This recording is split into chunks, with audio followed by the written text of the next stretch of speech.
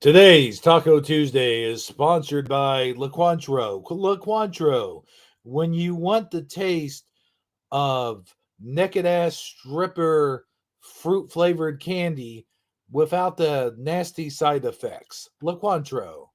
And now on with Taco Tuesday. The hell's the damn intro at? Oh, here it is.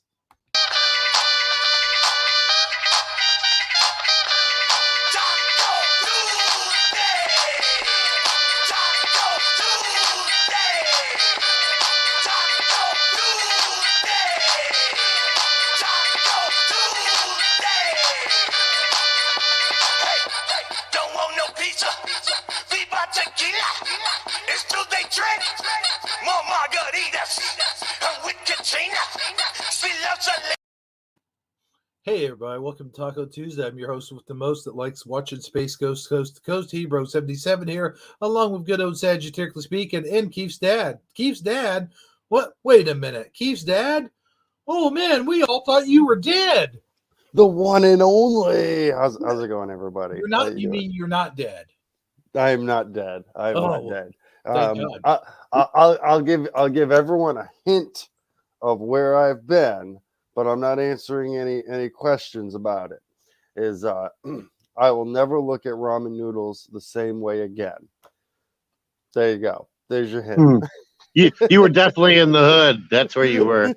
You were in the hood. But now he is in the building. Ladies and gentlemen, Keith's dad is in the building. And by the building, I mean Taco Tuesday building. Yeah. Dang, I missed you guys. Oh. No, not aquarium. What's the name of auditorium? The auditorium. Oh, yeah. No, we missed you too, bruh.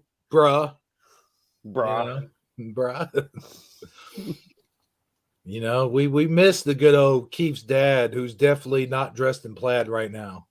No, I am not. No, he is definitely not. I'm not. But that's okay, because we don't want you coming up, taking all of our swag with your swag. And Keith's dad in the plaid has got mucho swag, and we don't need none of that. Well, the plaid will stay. At one point I will get plaid back, but I'm thinking I'm gonna re-engineer myself a bit. Oh, you're going. What is it? You're going to do a makeover, a look makeover with the plaid? Yeah, we're gonna do a plaid makeover. Okay, well that's cool. I can dig it. You know what's funny is I was going through Walmart the other night, and I was actually thinking about you because I saw all these different plaid. Like there was a plaid robe, and I saw that plaid robe. I'm like, oh man, that's totally Keith's dad right there. So I went looking for a robe. Now my robe, I didn't know was all that special, but my robe has side pockets, like on a pair of jeans, like it's the side pockets. So my robe had side pockets too on the sides, right? When you go look for robes, you always get the two, like it's like back pockets, but they're like literally right in the front. When you put the robe on, one is actually underneath fabric and the other is literally right in front of you on your belly button, basically. And I was looking at them and I'm like, no, I don't want that robe. I want my robe. But I can't find it. Maybe you can get it customized. Like once you make the purchase, go to like one of those like Chinese markets where the lady can. But you might have to buy two robes, and then she can use the material from the second robe to customize it to your Keith's dad, aka Minecraft, aka Batman needs. The Keith's dad collection. Oh yeah, I can just see that coming to a Walmart near you. Yes. You know, it's funny you say that, Saji, because I actually did own two robes, only I didn't wear one because it had the pockets in the wrong spots. Well, there you go. Take the one that with the matching plaid and have it customized to, have a special pocket for your lighter, a special pocket for your remote control. Well, you get the idea. Dad warehouse. We make you look good. you know, my pockets will be like the TARDIS from Doctor Who, where I'll just be able to fit everything into it. Yeah. They'll like be a like utility belt. Yeah. I was getting ready to say that. You read my mind. Yeah. I find it so funny that I always go to like the like movies and TV shows, and you guys always go to the 80s cartoons and the superheroes and stuff. We make a great team when it comes to that. I know, right? You know what? Yeah. Speaking of pockets, though, Saji. Yes. Speaking of pockets, in the 90s, everything was about pockets. It's like even your shoes had pockets. Yes, it's like you couldn't go to television commercials where, like, if something was already good, they would always make it better with pockets. Like, I'll give you guys an example. Like they say, now introducing the new potato pillar. The new potato pillar swiller comes with everything. But this isn't just any ordinary potato pillar swiller. It has pockets. You know, something like that. You know, they added pockets to everything. Yes, they did. Which I don't know if potato pillar swiller is an actual good product, but you know. Oh, you mean don't Google it? Is it? Yeah. How about the Macho Taco Poncho? Was that a thing? Yes, I think the Macho Taco Poncho really was a thing back in the 90s. All right. Okay. I wasn't sure. And guess what? It had pockets. Yes, it definitely had pockets. You had to have like one pocket for your taco, and another pocket for your burrito, and another pocket for your nacho cheese sauce, right? You know, speaking of things that aren't even really Mexican, but we made them that way.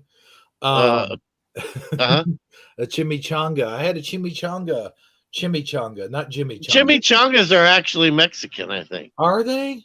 Yeah, I mean the word in itself is Mexican. Well, I understand. Otherwise, it would be called like a Willy Wonka. Yeah, well, I don't know.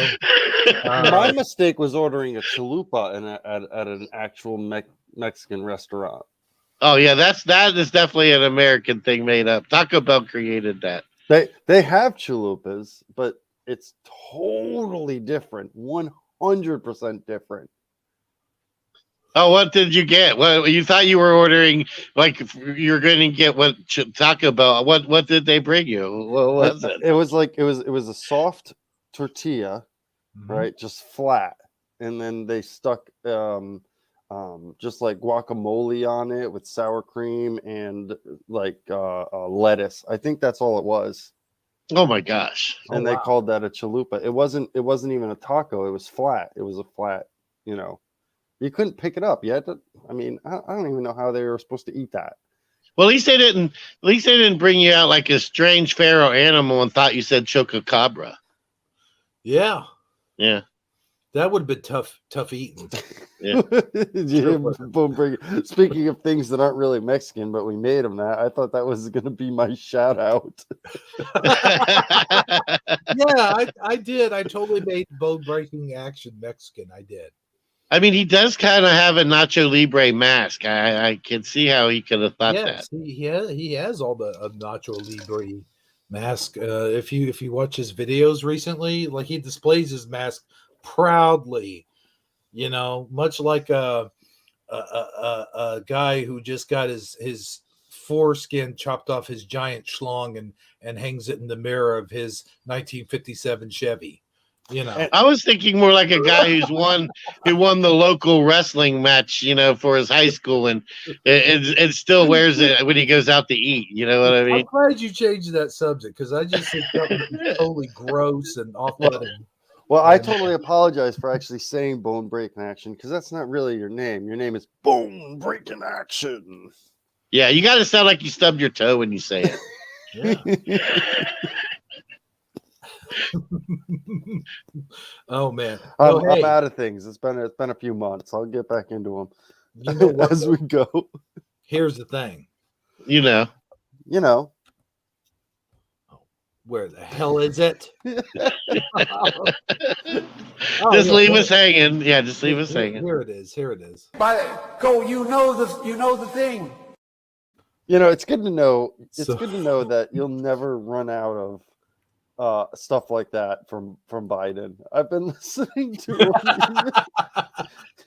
Yeah. He, whether Republican or Democrat doesn't matter. The guy says the weirdest things sometimes. He just rambles, and then he's like forgets where he was, and starts all over again. Yeah. Yeah, what was that rant he went on? Like he started yelling, like he started like much like I did at the beginning of the show. Like he started his speech off yelling, like you have to get the, Yeah, and speaking of, going back, I don't know if you still do this, but things that didn't age very well is your Michael Lindell commercials. Oh yeah, because he's been I mean, who knew? Yeah. Right. He popped back up. I guess he sold enough My Pillows on your channel that now he can run his own conservative crazy conspiracy TV show. Yeah. What is it called? I forget. Say what you want TV. I don't know. It's something like that. Yeah, but I can't remember what it's called. But yeah, I mean, I've never actually watched it. Have you watched it, Keystad? Is it entertaining?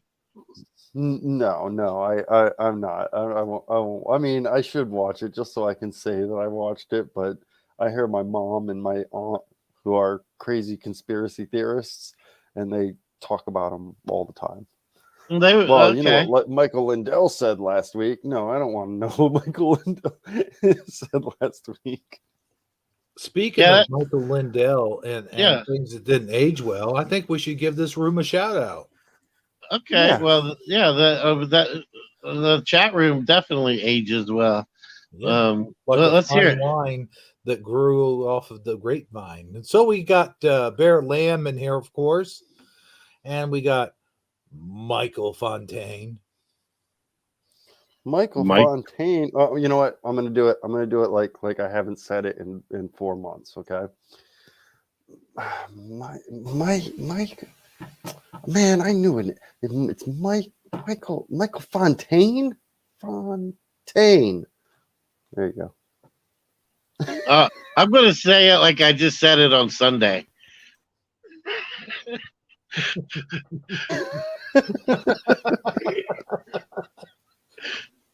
Michael Fontaine.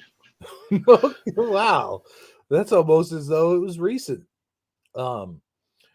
We got bone breaking action in here, otherwise known as bone breaking action. Yes, thank you, Keefstad. If you hadn't said it like that, I've been practicing because I really felt like the other day I did such a lame job. I was standing in front of the mirror and I was practicing my BBA. You were standing in front of the mirror? Yeah, and I was practicing if you say bone breaking action in the mirror like 5 times, he will appear. Well, that explains a lot because I have a knot on the back of my head. Yeah. When I was practicing, I woke up like 3 hours later. I didn't know what happened. Yeah, that will happen. So, I remember 3 times, but now apparently it's 5 times. But I digress. We also have Fizzy's petrified ghost pepper cricket in the house. Say that 5 times fast in the mirror. And of course, Keith's dad. Oh, that's me. Oh yeah. I mean, can I show you my new BBA? Your BBA. Yeah. Oh yeah, sure. All right. Bone breaking action. Oh. Golf clap.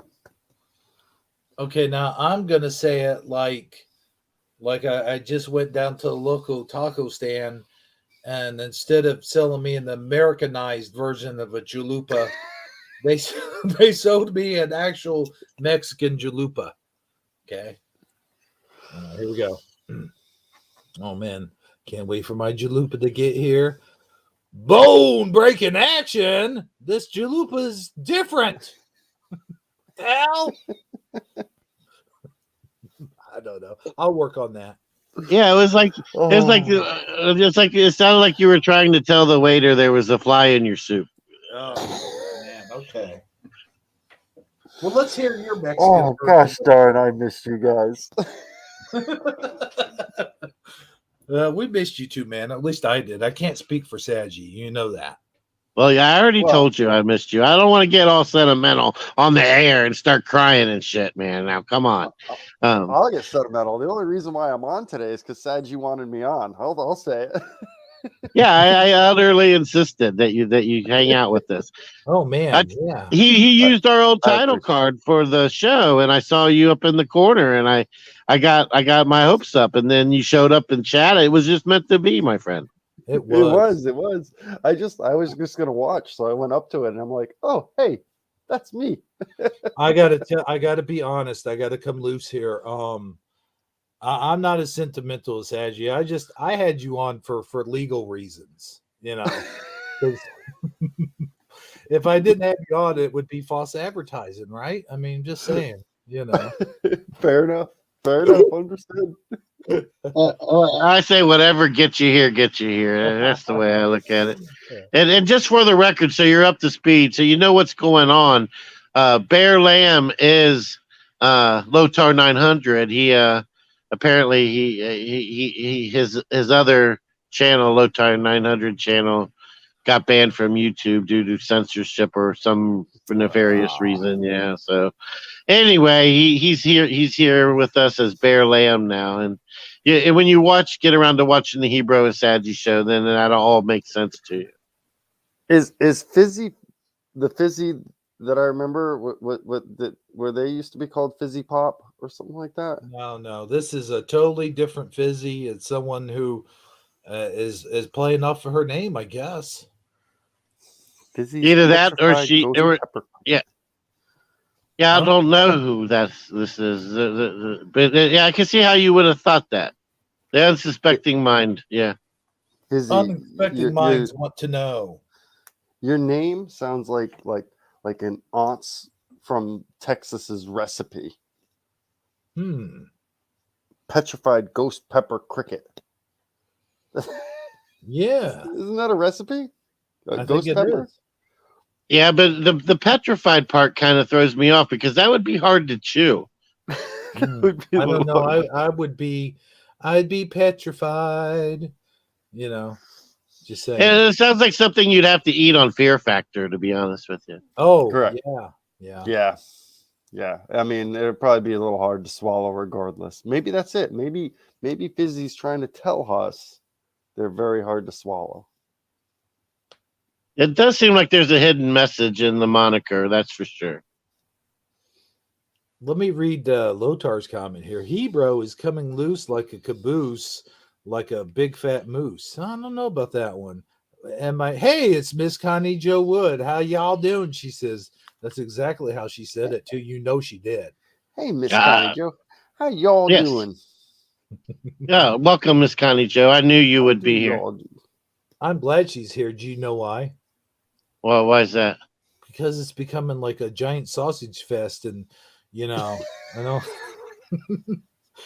I don't want a sausage fest. I want, I want it to be more like a nacho fest. Yeah, well, why do you always go there? Who me? Yeah, to the least common denominator. I swear. What am I going to do with you? I can't take you anywhere. I know.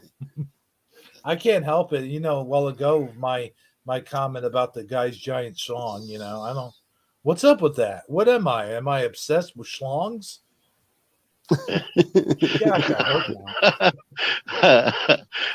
You really went on a rant there, didn't you? Boy, by the power of Grayskull, I have the pickle power.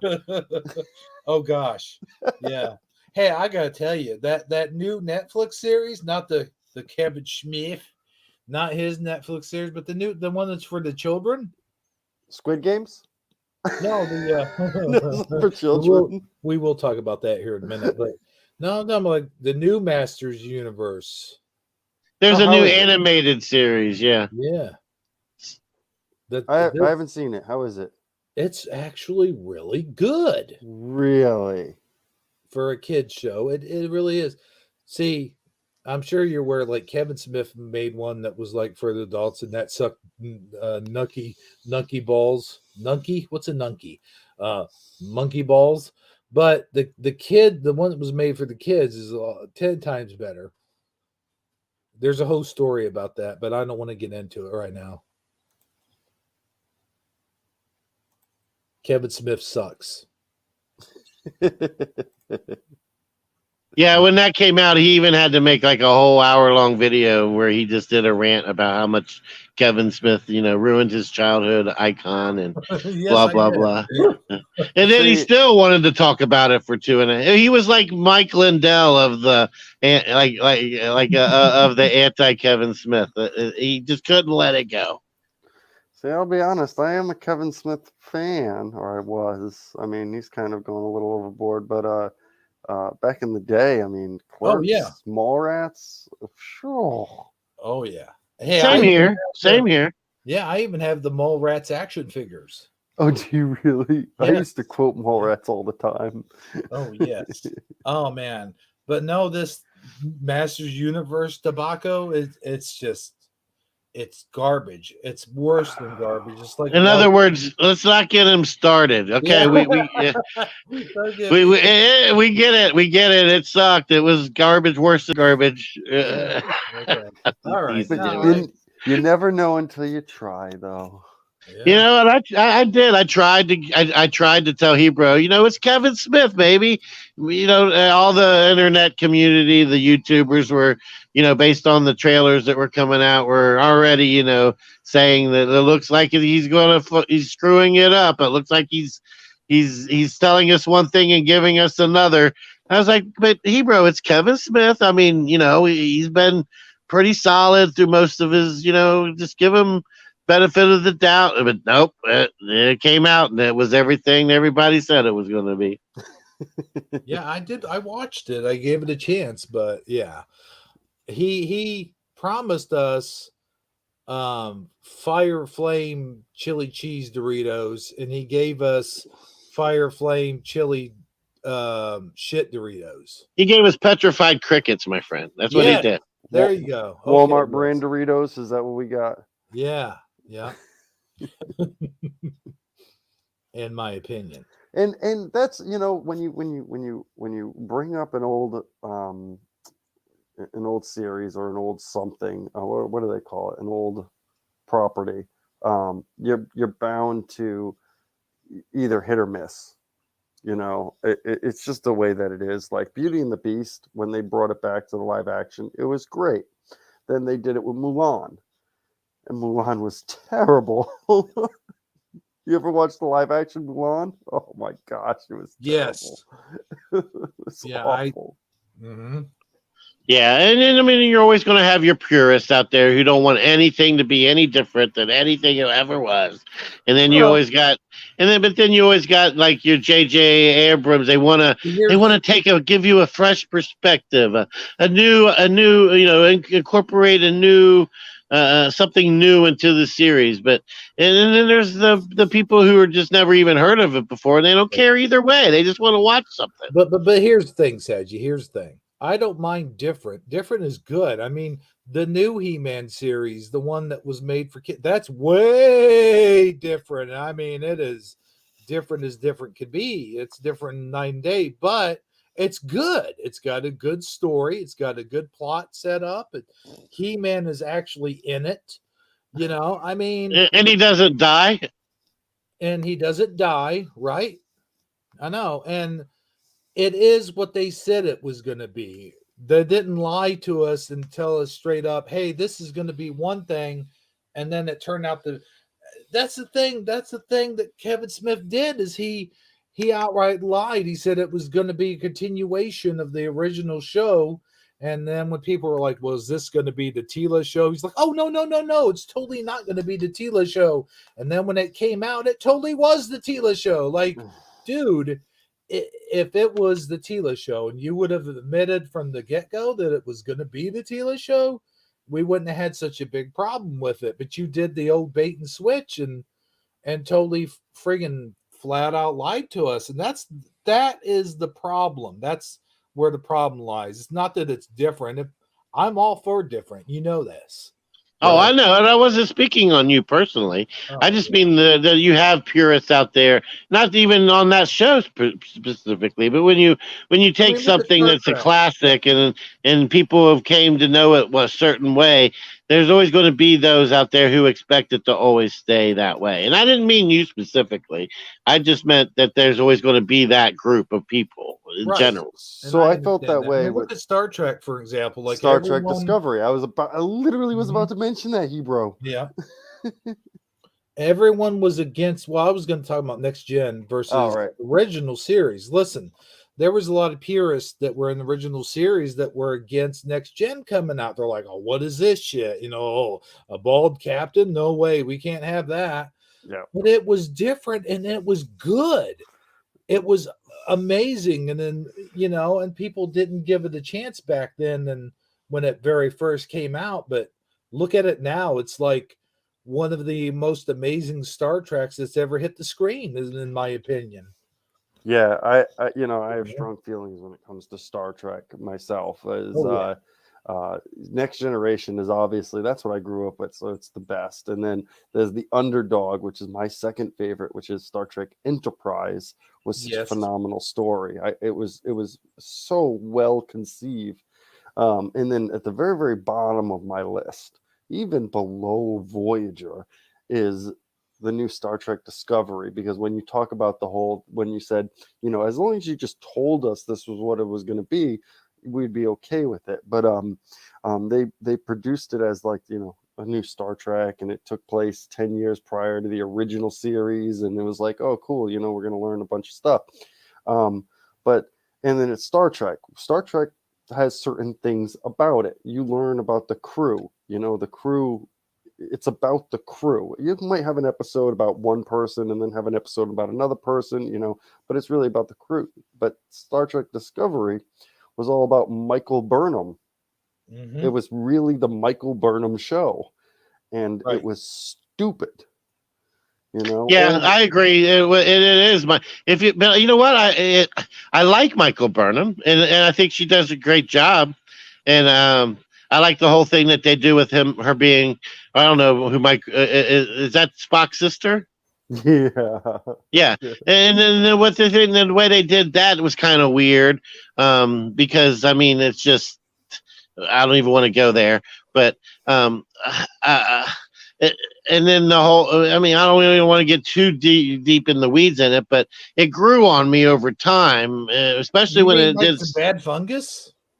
Yeah, exactly. Because of the whole multiverse theory thing that they were exploring. That intrigued me to some degree, but I could definitely, when I was watching it though, I rolled my eyes quite a bit, because there's so many eyeing moments in the show, and I could definitely see how a real Star Trek fan would just be looking at this like, what kind of crap are they feeding me? Well, this is. Yeah, go ahead. Going into a little bit more detail, it was the knowing of certain things. For instance, the spore drive. Oh, a renewable resource of this. We're using mushrooms, space mushrooms, to be able to move anywhere in the universe. And Captain Janeway, 400 years in the future, is going, hey, hang on a minute. I would love to use that technology just once. To just be able to go anywhere, because she was in the Delta Quadrant. But it's like NASA. They lost the technology, my friend. Yeah, apparently. And so the other thing is Star Trek notoriously has always been a little bit on the liberal side. They literally always have, and they would always tackle things similar to the way Family Guy does, or South Park, or they would have a different situation but have it relate enough to a current event. Like that's what Next Generation did, of things like A Measure of a Man, where you're trying to decide whether or not Data is deserving of rights. That's kind of a a relation to racism is basically what it is and but it was about data. But in Discovery, they don't tell stories like that. It's just, we're just going to talk about racism. Like, it's just going to be straight up, you're black. Doesn't matter that you're half Vulcan. And we got to explore same-sex relationships. We got to explore that too. Well, what bothered me the most about that is how unoriginal they were with it. For instance, you had the guy who was in charge of the space, the spores. So he was the one that did the teleporting or whatever. Well, of course, he's got to be in charge of the spores. Yeah. I mean I digress. And then you had the doctor, and they were in a relationship. Now, what's interesting, and many people might not know, is those are the two original characters from the Broadway show Rent, which is about gay people. And so they brought those two actors into this show to be gay people. And it was like, that's very unoriginal. We knew exactly who they were right off the bat. Like, it was, I mean, I'm a fan of Rent, but I thought it was a very unoriginal way of just throwing it in people's faces. I mean, I particularly hate Rent. I mean, my landlord shows like every month, and he wants me to pay him. And I'm like, no. Not to mention, I don't know if it's still this way because I stopped after the second season, but any white straight guy in it is dead. That is the new yellow uniform. Oh yeah, he's it's like a black guy in a horror movie. I totally understand. Yeah. You're like, oh, you're a white straight guy? Well, you're gonna be racist, sexist, and you're gonna die. That's the way that they do it. That's the only character traits they give those guys anymore. The only character traits they get. Yep. But speaking of white guys that might die, and everybody wasn't sure if he would make it, William Shatner. Wait! Before you segue into that, and I know why you're segueing into it. I will say this one last thing about Discovery. Yeah, there was one episode, and it was a short trek. And I know everyone gives short trek a lot of shit for being what it is, but I did really like it, and it was about the what are those little guys? Why do I keep wanting to say Furbies? The Tribbles? Yeah, the Tribbles. They did a Tribble episode, and the one thing that I thought was really cool about it was it had John Benjamin in it, and John Benjamin was the scientist that was behind creating these Tribbles. Right. So I did remember the Tribble episode. I loved it when they had to go back in time during the Tribble episode. That was really fun. You know who John Benjamin is, don't you? No. Oh yeah, he does the voice of Archer. Oh, okay. I know who Ron Benjamin is. He's Bob Burger's guy too, right? Yeah. Oh, I love Archer. Yeah. Last thing about Discovery I'll say as well is how white straight guys in it are always racist and they always got to die, right? But literally the Chinese woman who was the captain of the ship and died, her alternate universe self, she was basically space Hitler. She ate other species, and oh no, she's a good guy. We're gonna make her an anti-hero basically, and we're gonna put her in charge of some super secret entity, and yeah, she has a chance of redemption. Nobody else has a chance of redemption. But we'll give Space Hitler, a chance of redemption because, it seemed like they did it because, she's a woman in Chinese or Asian. I don't remember where she was actually from, but it always bothered me. It was like, you don't give Space Hitler a second chance. You don't. You can't do it. Yeah, that's it. I know. But I also want to say, Lothar just commented. Did you know that there's no maxi pads on Star Trek? They finally got rid of that in the future. Good. Then I don't have to go to the store and buy any ever again, or replicate them. Honey, can you go replicate me a couple maxi pads? No, I'm not. But you know where Saji was going, and I didn't mean to interrupt you, Mr. Saji. Yeah, so I mean, we haven't talked about it on the show yet, but William Shatner going in outer orbit, where just a few men have gone before. Yeah, I find that notoriously hilarious. I mean, it's obviously just meant to get us to talk about it, but I mean, could it have been any cooler? I mean, if Captain Picard went on, that would be just as cool, but I mean, that's the oldest man we've ever put into space. That is so awesome. That gives me that gives me hope that sometime I'll be able to go into space when I'm older. Well, it's like I mean, you'll be able to get high and not have to use pot to do it. That would be awesome. Like, what's next? Are they going to send Elton John? But no, I do have some stories. I do have a story about his talking about his experience upon his return. But before that, we have some memes that we want to share. Isn't that right, Saji? Well, yeah, I mean, I guess loosely you could call them memes, but they're images from the Twitter feed from when they announced that he was going to go. And then there's some type of controversy about a certain photo they photoshopped, and nobody can really explain why they did it. Yeah. Yeah. So I thought we would explore all of we would do like an in-depth analysis, if you will. All right. Well, let's take a look at that one you're talking about, the photoshopped one, shall we? Yeah, I mean, and nobody's really making the claim that he didn't really go into space or, trying to do like the whole we never landed on the moon thing. But if you look at these two images, okay, it's the exact same jacket with two different heads photoshopped on it. You can tell by looking at the wrinkles. A couple of them are highlighted there. Give them a gander and tell me why do you think they would have even done this? Well, I'll tell you what, the first guy, the guy on the left, kind of looks like Picard a little bit. Well, that's Jeff Bezos. That's the guy who financed the whole thing, the CEO of Amazon. But it's funny how he does resemble Picard. Yeah, I can see how you might say that. He's even got the butt chin.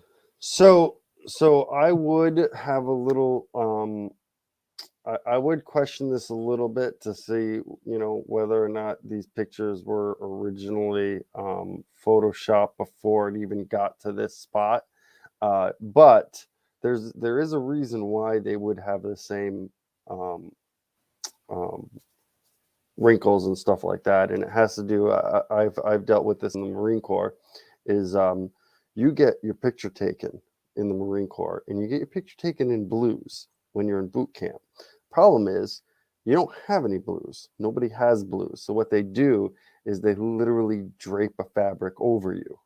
It's not an actual uniform. So if you see any picture of a Marine in their blues and it's like their boot camp picture, they're not actually wearing a uniform. It's just a cloth that's draped over them. And so if he just kind of put his neck in there and they took a picture. Now you got me imagining where you're a tourist and you stick your head through the wooden hole and it looks like you're, standing. I mean, it's not that different. You that's pretty much it. Yeah. But it gets deeper than that. This is an actual image of William Shatner at one of his guest appearances that he had made earlier, like an awards appearance or something. Go to the next image, Hebrew, if you don't mind. One second before we leave this image, I like how the spacesuits or whatever they are has the hold on, let me get my pointer on it. I like how they have these up here like this because it looks just like a Star Trek top collar. I mean, that's not by accident at all. Right. That whole, I mean, you see the symbol for what is it, the space thing? I mean, it's these guys copy Star Trek all day long. Oh yeah. Sure. Oh yeah. The Space Force insignia is so much like that's what the Star Trek insignia as well. Yeah. Now see, there you can see how they use that same headshot.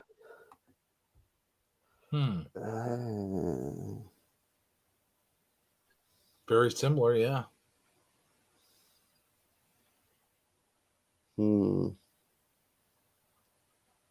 They just removed the hand off of his shoulder, and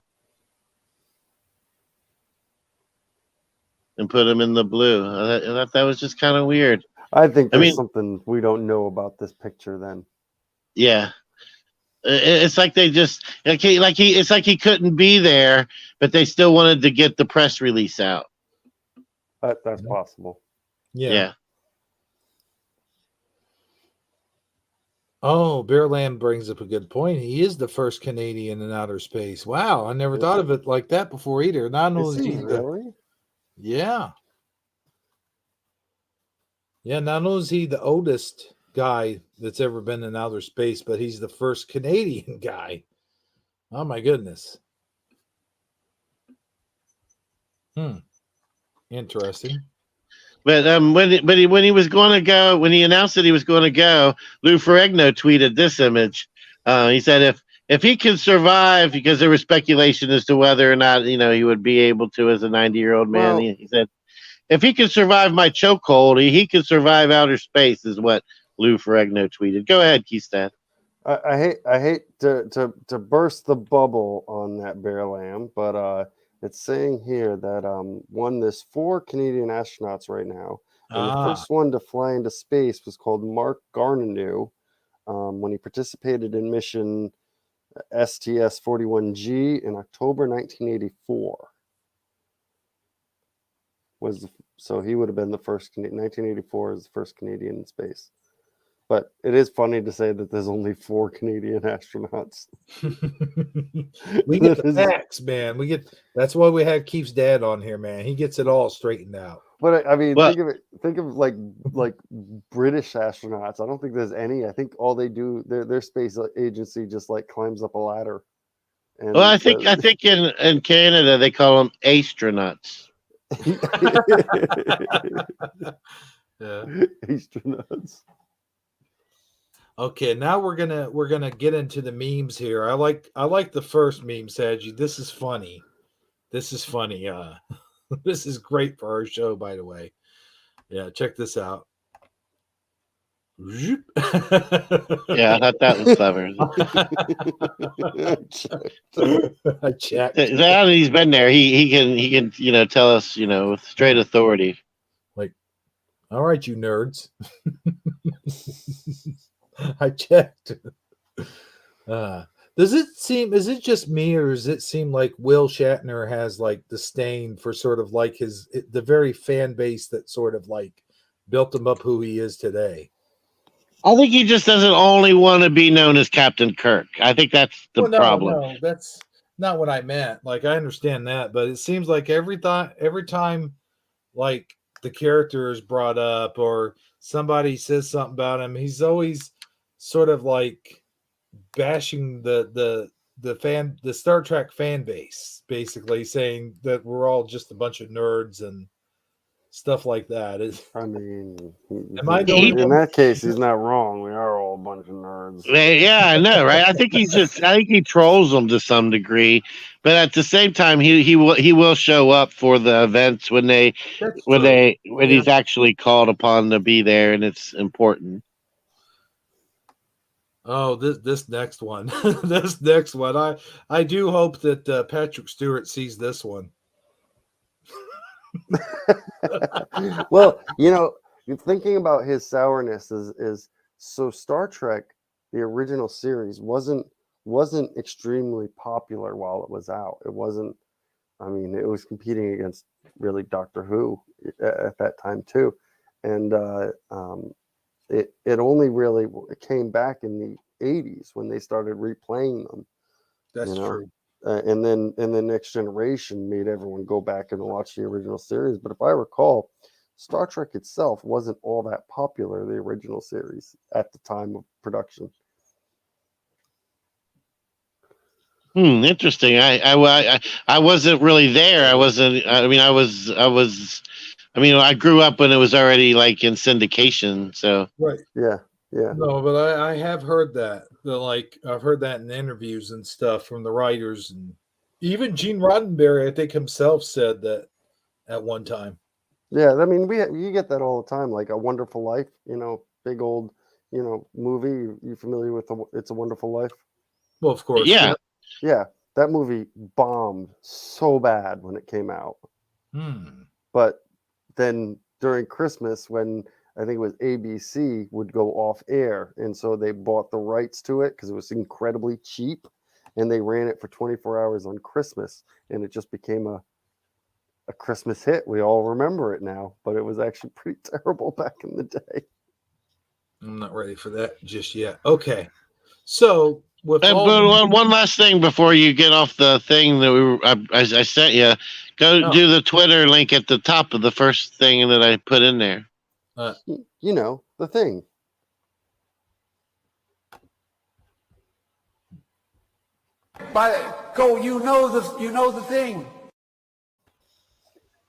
I was slow on that one. I'll admit it. The Twitter link. What do you mean Twitter link? It should have been right there at the top, like right above all those memes that you just showed. Oh, man. I was just wanting to break into the article and talk about it. Well, this is one last little factoid worth mentioning while we're on the subject. All right. If I have to, then I will. What? No way. Really? Oh, you know what? I think I might have seen mention of this somewhere. Am I sharing? I'm not sharing. Okay, never mind. Hold on. There we go. Yeah, someone put this on the William Shatner thread as well, and I didn't know it. I thought it was interesting information, but apparently, the Dr. Mae Janison, engineer, physician, and NASA astronaut.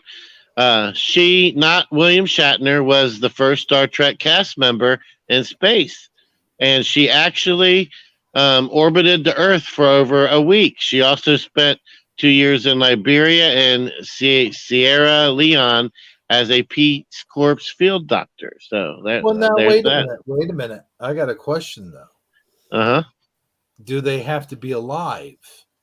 Because I don't know what year she was in NASA or did her thing that she was in space, but good old Mr. Scott, he was shipped into outer space. His body was after he died.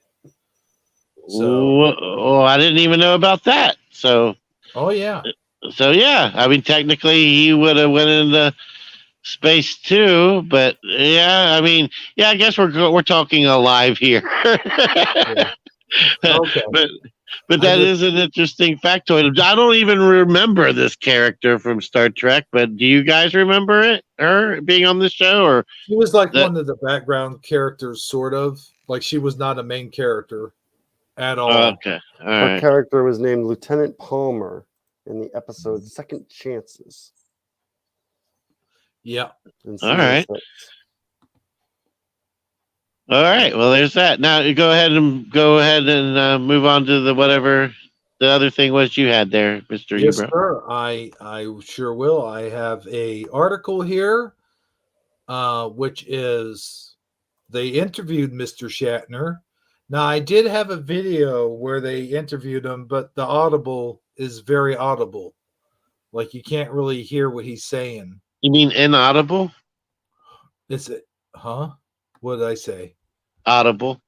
Oh my gosh, I'm so sorry. Yeah, you're right. What you just said. So here is the article. If you want to read it, Saji, you can, or Keith's dad, and one of you guys. I'll give it a shot. We'll see how it goes. All right. Just back from space, William Shatner visits Wizard World Convention in Rosemont.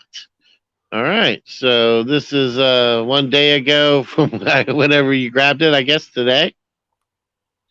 All right. Yes, so, all right. So I'm going to turn my screen so I can get it. There we go. All right. Let's see here. I'm scrolling. All right. Fast. There we go. All right. So fresh off his history-making trip to space, for real, not for fake like in the movies, William Shatner, for pictures and participated in a panel discussion. On Wednesday, Shatner, 90, became the oldest person in space when he took a ride on Blue Origin rocket. The company is owned by Amazon founder Jeff Bezos. I'm looking out the window, and it turns out that nobody told me about it. I mean, the limitations. There's about a 50-mile skin that the Earth has of air. The air reflects the light and turns blue. So we all see blue sky. We grow up and live in a blue sky, right? The spaceship, and I like to call it that. Punch through that at 2,500 miles per hour. 50 miles. 50 miles, 2,000 miles per hour. So within the count of 2 or 3, it goes from blue, bang, and suddenly it's black. Shatner told CBS Mornings last week. And you see this black, and that's space and eternity and the mystery of the cosmos. But it's black, and it's death. And it just...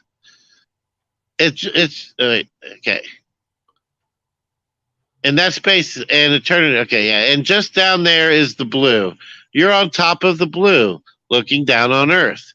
Shatner, of course, best known as Captain Kirk on Star Trek, rode the rocket with 3 other passengers Wednesday.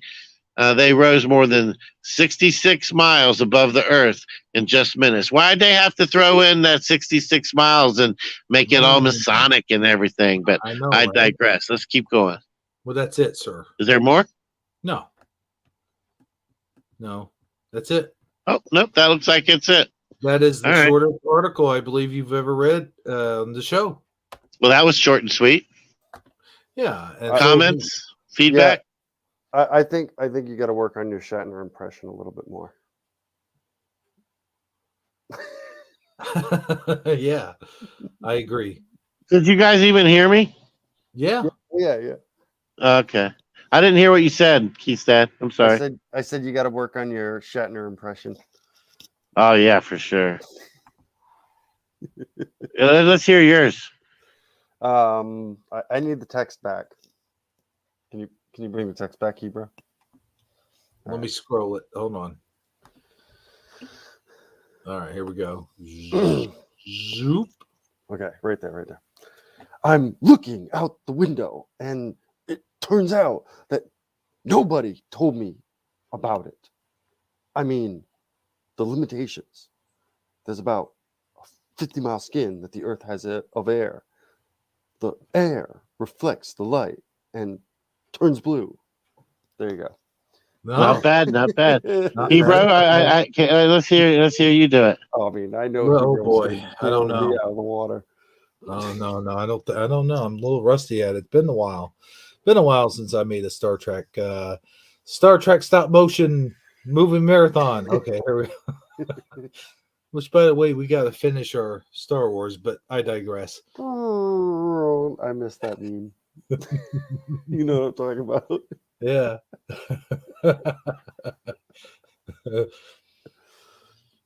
I'm looking out the window, and it turns out that nobody told me about it. I mean, the limitations. There's about a 50-mile skin that the Earth has of air. The air reflects the light and turns blue. So we see blue sky. We grow up and live in the blue sky, right? Okay, I don't know. Oh, hey, Follow Fire, but I love listening to you, bro. I don't know. That was pretty good. I think I can try to do it better if you guys will let me have a second crack at it. Now that you've coached me up a little bit. Mm-hmm. Let's hear it, Saji. Bring it. Let me scroll up a little. Yeah. Right there. All right. Yeah. Okay. All right. Are you guys ready? Yeah. I'm ready. All right. I'm looking out the window. It turns out that nobody told me about it. I mean, the limitations there. There's about a 50-mile skin that the Earth has of air. The air reflects the light and turns blue. So we see a blue sky. We grow up and we live in a blue sky, right? Got to be deeper. Oh, man. Got to be just a little bit deeper. And I don't know. Other than that, I mean, you have his reflections. I'm loving this. All right. Well, you know. What, if you guys are in the chat, I hope you're laughing as much as I am, because that was... Oh, man. I get an E for effort, a T for a nice try, though, right? Yes, you do. Yeah. All right. Well, that's all I need. I don't actually have to go into outer orbit. I'm just getting high on life being here with you guys. Well, I don't know what to say to that, actually, but I appreciate it. But speaking of good old Captain Kirk, and it is getting close to Halloween time. You know that, don't you, Saji? And Keith's dad. Yes. It is, yes, indeed. It's getting close to Halloween time. And my face is on a certain mask. Oh, yeah, that's right. Wait, that was William Shatner's mask, wasn't it? Yes. It was like a mold of his face, wasn't it? That was, but how did it cut? Why did they have the mold of his face in the first place? I think they just bought it at the store as kind of a. Oh, it was a Captain Kirk Halloween mask, I bet. Yeah. Yeah, I think so. But we do have an article representing that, if I'm not mistaken. And this being, this time of year, I might as well share this, that he was actually dressed up one time as Michael Myers. You want to hear me read it as Michael Myers? Well, no, because then you wouldn't be saying anything. I know, right? That's what I was. Yeah, easy impression there. He's trying to get out. Yeah, see what he's doing there? But then I just don't say anything, and you guys start like getting super freaked out. I mean, that's the way it really would go. William Shatner used to wear Michael Myers mask for Halloween. So there you go. I can see how they would fit him quite, for like exactly. I mean, that would be a good fit for his face. William Shatner has revealed he once donned the Michael Myers mask from Halloween while trick-or-treating. It's a well-known piece of trivia that Michael Myers' hauntingly blank mask was actually a Captain Kirk mask from Star Trek that was painted white and altered for the movie.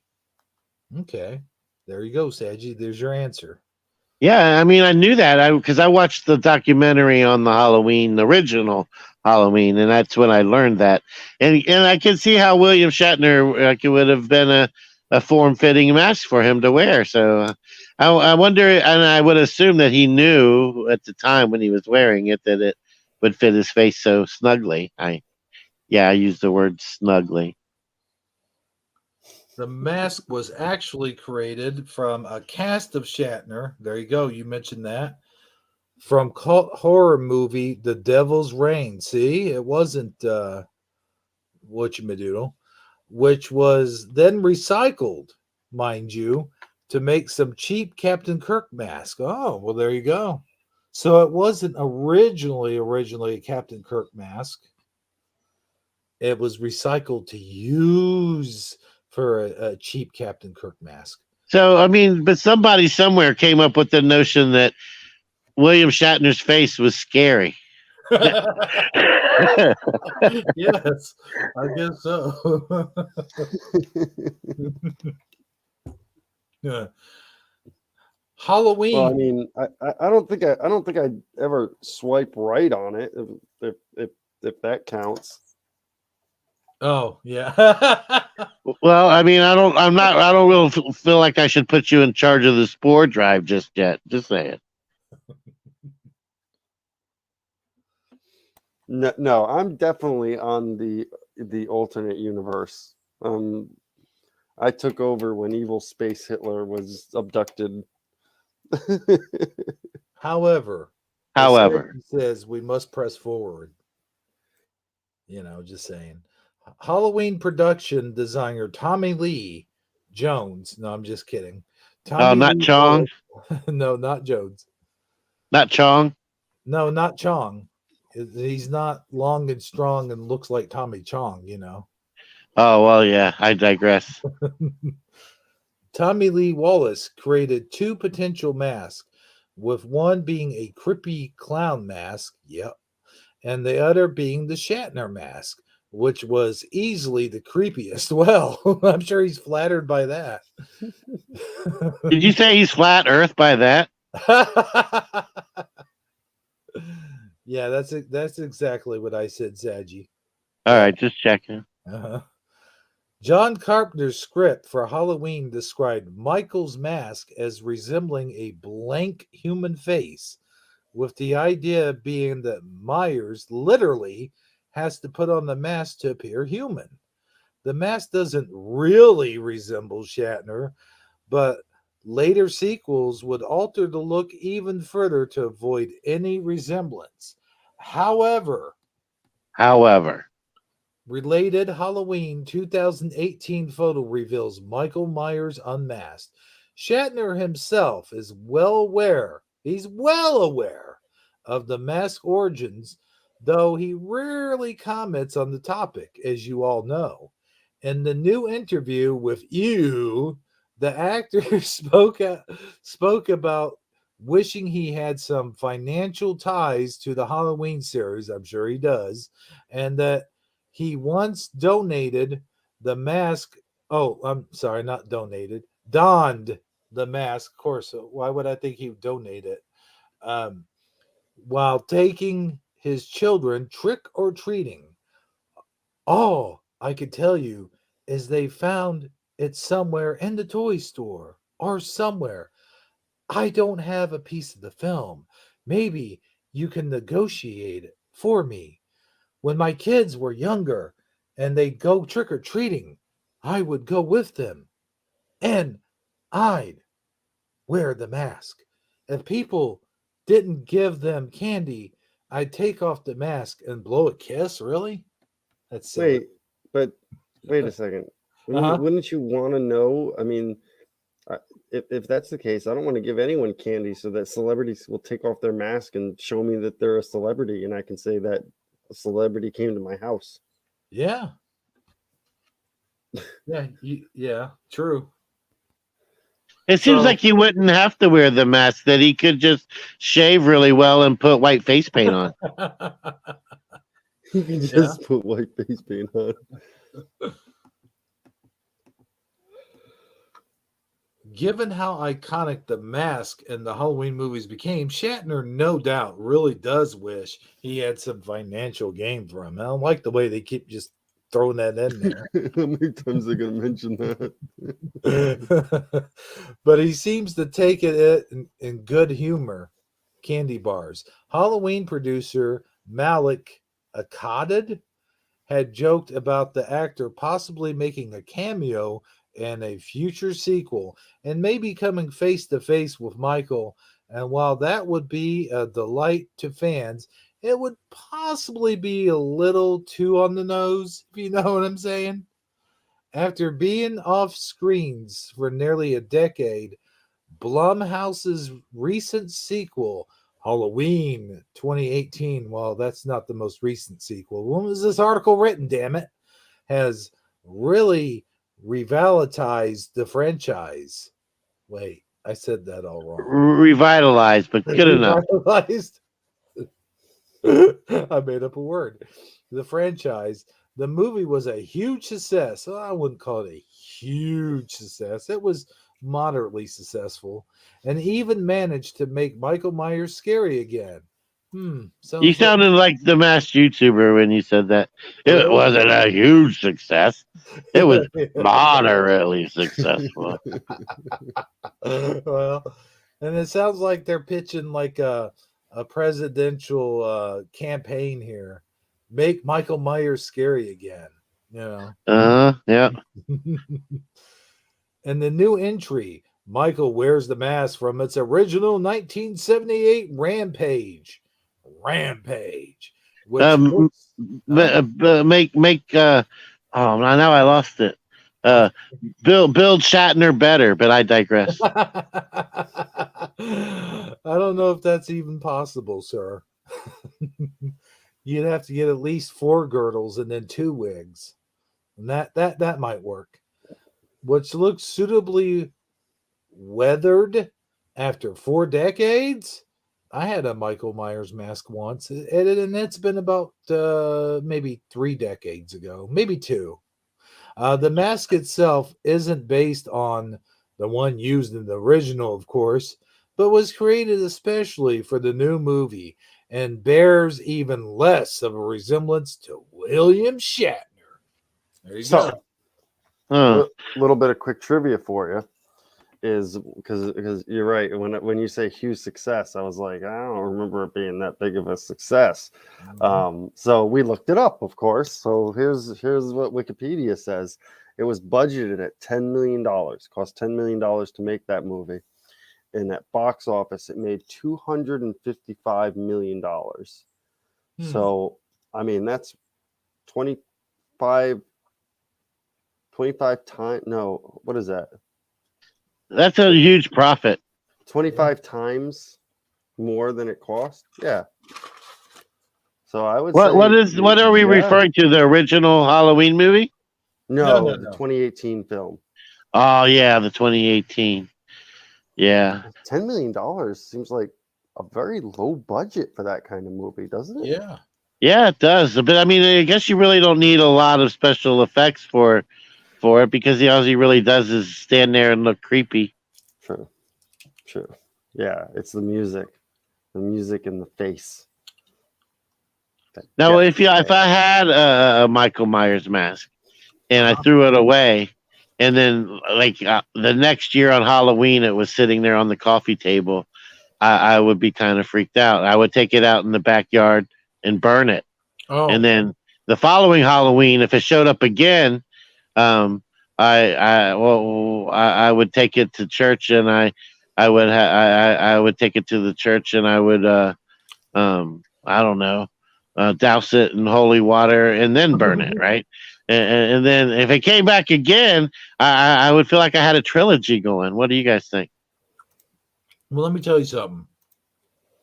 Okay, first of all, I'm eating beef jerky. Second of all, oh man, that's really spicy. I had this Michael Myers doll. Okay, story time. Ding.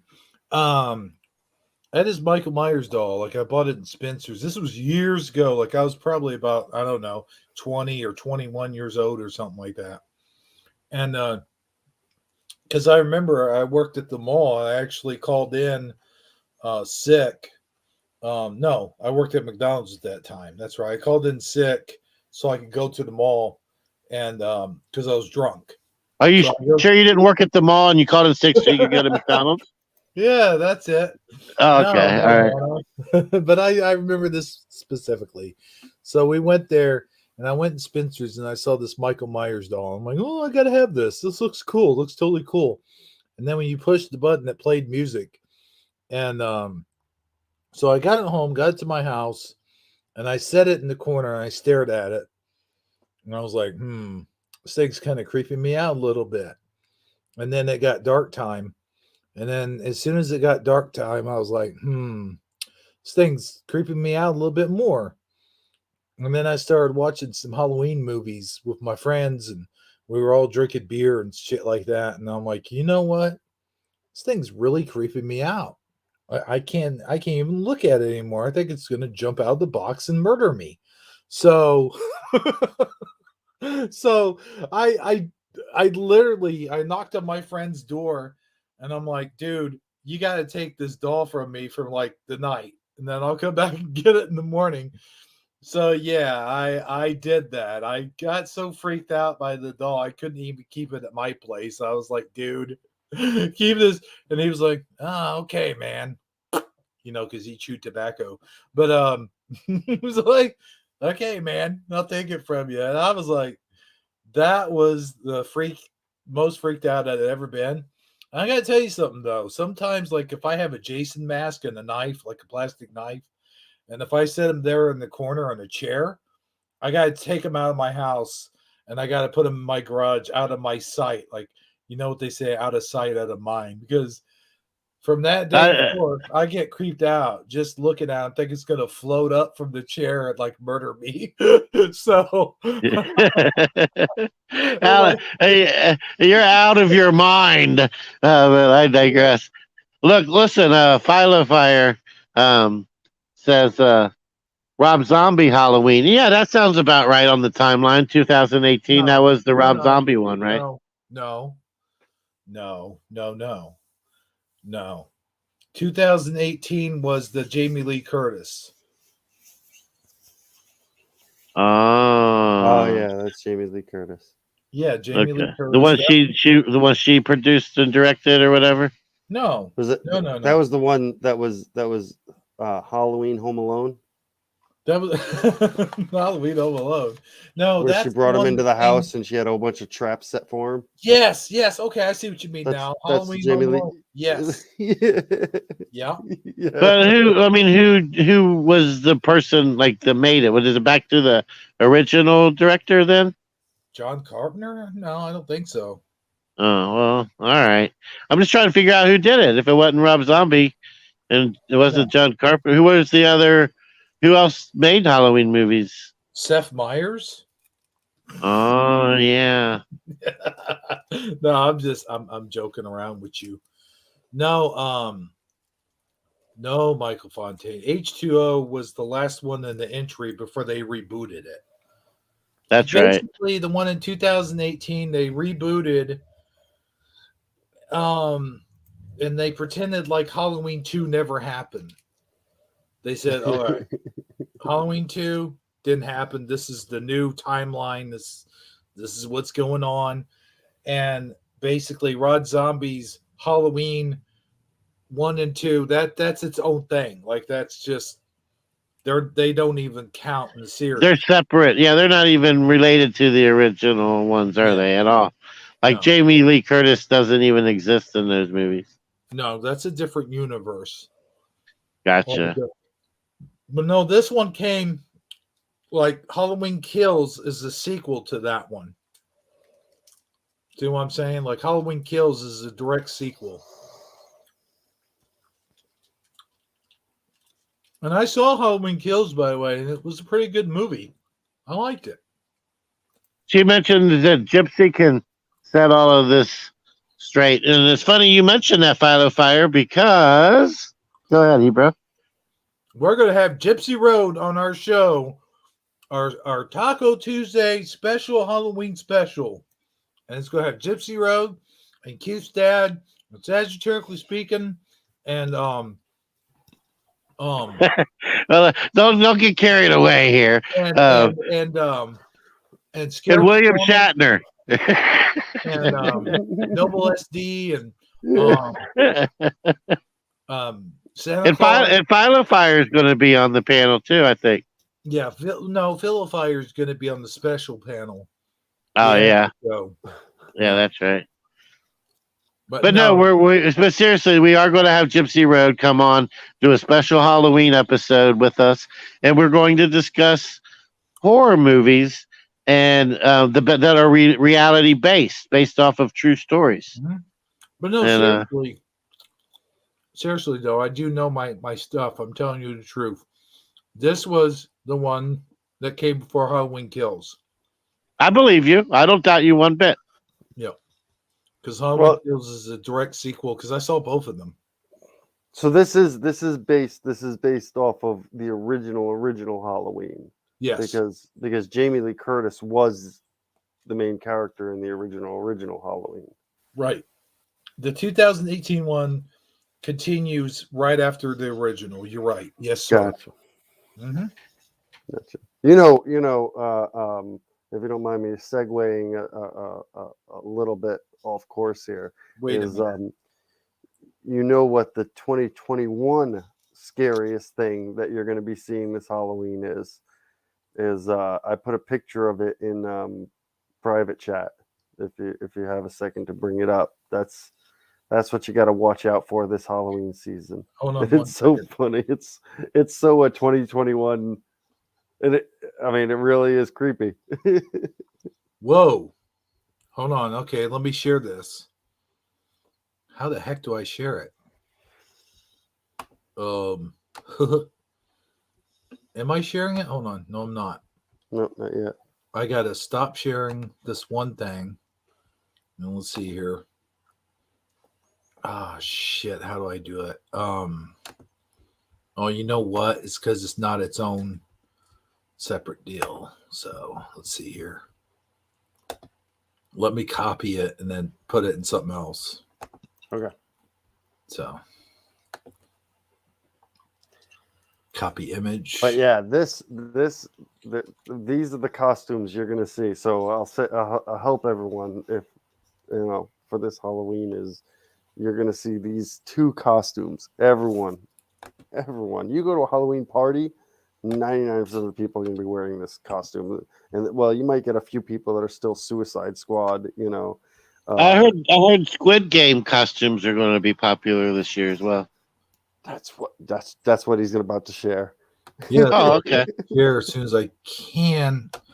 Man, you made it impossible for me, Keith's dad. I just sent you a link. This is my favorite part of the show, in case you guys didn't know. I mean, I could just share my screen with it on. I mean, yeah. Why didn't you just let him share his screen? Yeah, just share your screen because it's what you understand is I click on it and it sends me right back into our. There we go. Okay, here we go. Wait. No, you got it. Oh, I got it. Yeah. You just got to click you got to enlarge that. Because that's what, yeah. There you go. There it is. All right, cool. Yeah. Make it big. It didn't make it big. There you go. The guy with the O over there on the right is one of the ones I know a lot of people are going to go as. And you're saying that female doll as well? Yeah, that the female doll is the creepy thing. So it won't let me make it bigger on this page. But that doll in the TV show. So this is Squid Game in case you guys didn't know, this is Squid Game. And that doll is probably the scariest thing I've ever seen this year. And the other 2 guys, the costume is just so easy to make. You're going to see that costume everywhere. Look, it's just a red jumpsuit and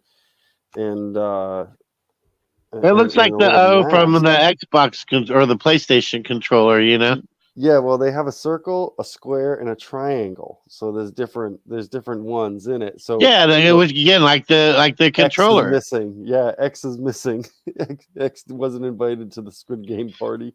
I was trying to tell Hebrew there. There's a meme with Homer Simpson at the bar, and it's always like him trying to understand why everybody's doing this, but he doesn't get it, and it's everybody's got the O thing on their face, and he's like me, have never watched Squid Game, wondering why everybody looks like PlayStation controllers. It will be. It's going to be super popular this year. And if you haven't seen Squid Game, this is your verbal talk to go see it. That it's really good, and I would recommend watching it in Korean if you can. Well, I'll probably pass on the Korean part, but I do plan on watching it. Apparently, it's so popular. It's the highest rated. It's got more views on Netflix than any other series that they've ever released in that short amount of time. Even better than Stranger Things. I believe it. It was absolutely huge, and it grips you. You get gripped. What is it? It was great. I stationed 8 in that area. Sure. I don't know. I don't know what that means. But yeah, it was a great show. I mean, I don't think. I mean, they're set up for a sequel too, so we'll see. We'll see how that goes. Well, hey, remember me? No, seriously though. Do you guys like chicken? Oh yeah. You guys like chicken? I like chicken. I like chicken. Do you really, Saji? Yeah, I really do. I prefer fried chicken over or grilled chicken over baked chicken. Oh, well, let me ask you this. Do you, Saji, and Keith's dad, and anyone in the audience who may be listening right now, do you guys like Kentucky Fried Chicken? Yes. In fact, I've been hankering for it lately. Yeah, I actually have two in the way. But here's the thing. You know. Yeah, you know the thing. You know the thing. Ooh, I got it quicker that time. Woohoo! Thing is, Kentucky Fried Chicken can be a very scary place, my friend. It can be a very scary place and a murderous place and a deadly place. Have you heard the story of the Kentucky Fried Chicken Massacre? What? You know, honestly, it came up just recently something I was looking at, but I had never heard of it before. So yeah, I'm glad you bring this up. Well, tell me about the Kentucky Fried Chicken Massacre, my friend. The Kentucky Fried I am waiting with bated breath. And no, it was not. It wasn't Colonel Sanders showing up in ghost form and stabbing someone to death in the neck 27 times with a drumstick. That's not what it was.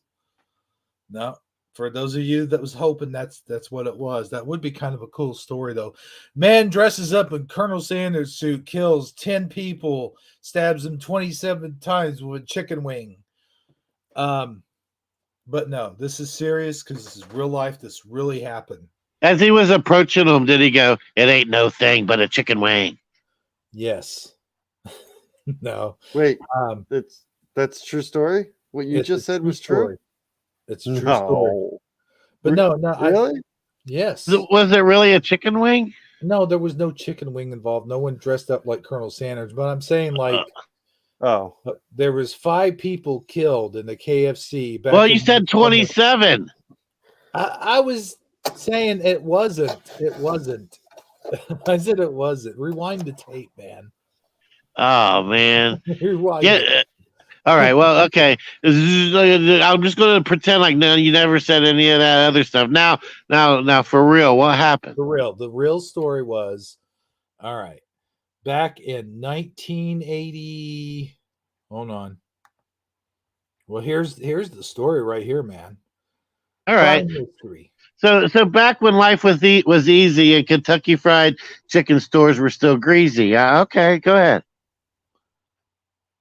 On this day, September 23rd in 1983, in Kilgore, Texas. Wait, no, I said that wrong. Kilgore, Texas. Hey, does somebody want to read this that can actually read? You can take this one, Keystat, if you don't mind. Okay. Let me get ready. Because this is you don't have to read it as William Shatner though. No, not William Shatner. But we still got to. But if you you could do that. Yeah, do the Entertainment Tonight version. Yeah.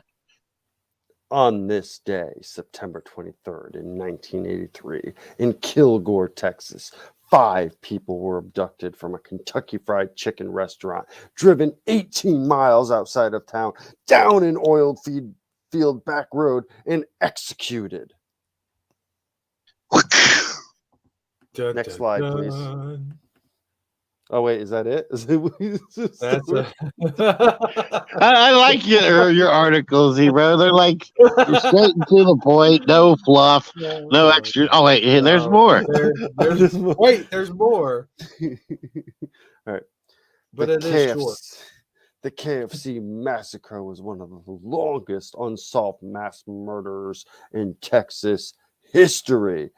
It finally turned a corner in 2001 when DNA from a blood splatter recovered from a napkin at a restaurant was tied to Ramiro Pinkerton, a convicted burglar who had been to prison at least 5 times in November 2005.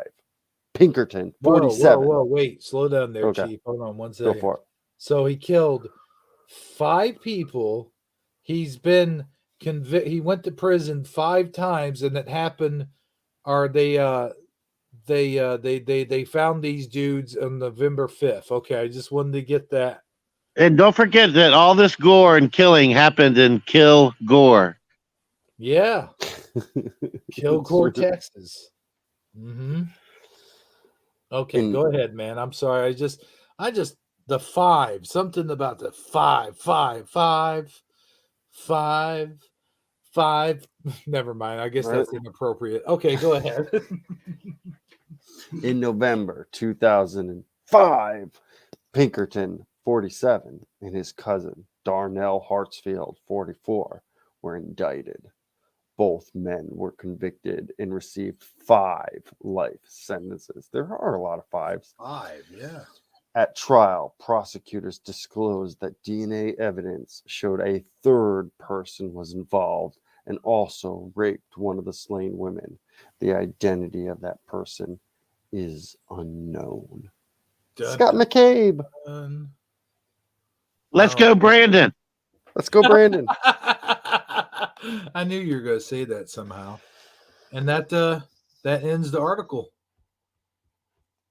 So, yeah. See, Saji, I make it easy on you guys. See, I pick out the short articles. You pick out the long-ass articles where it just it goes on and on and on. And no, wait, I got another one. It says the exact same thing, but different. And it goes on and on. Hey, by the way, there are 5 people watching right now. See what I did there? Did you guys know that Michael Fontaine? Well, what about Michael Fontaine? He has been to Kilgore, Texas. He saw the kill and the gore. Well, you know what? And he said a bucket of chicken was $5 back then. So, a lot of 5s. Now, there's more. Wait, there's more. There's more. You did a great job, by the way, Keystad. Kudos. You did, man. I got a lot of reading in lately. Pleasantly surprised. KFC killer denied parole for 5 murders.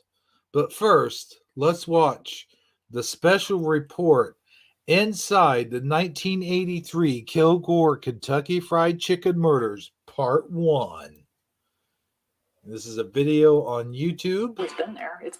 And are you sharing? You're not sharing. Oh, I know, not yet. Okay. I want to give people credit first before I.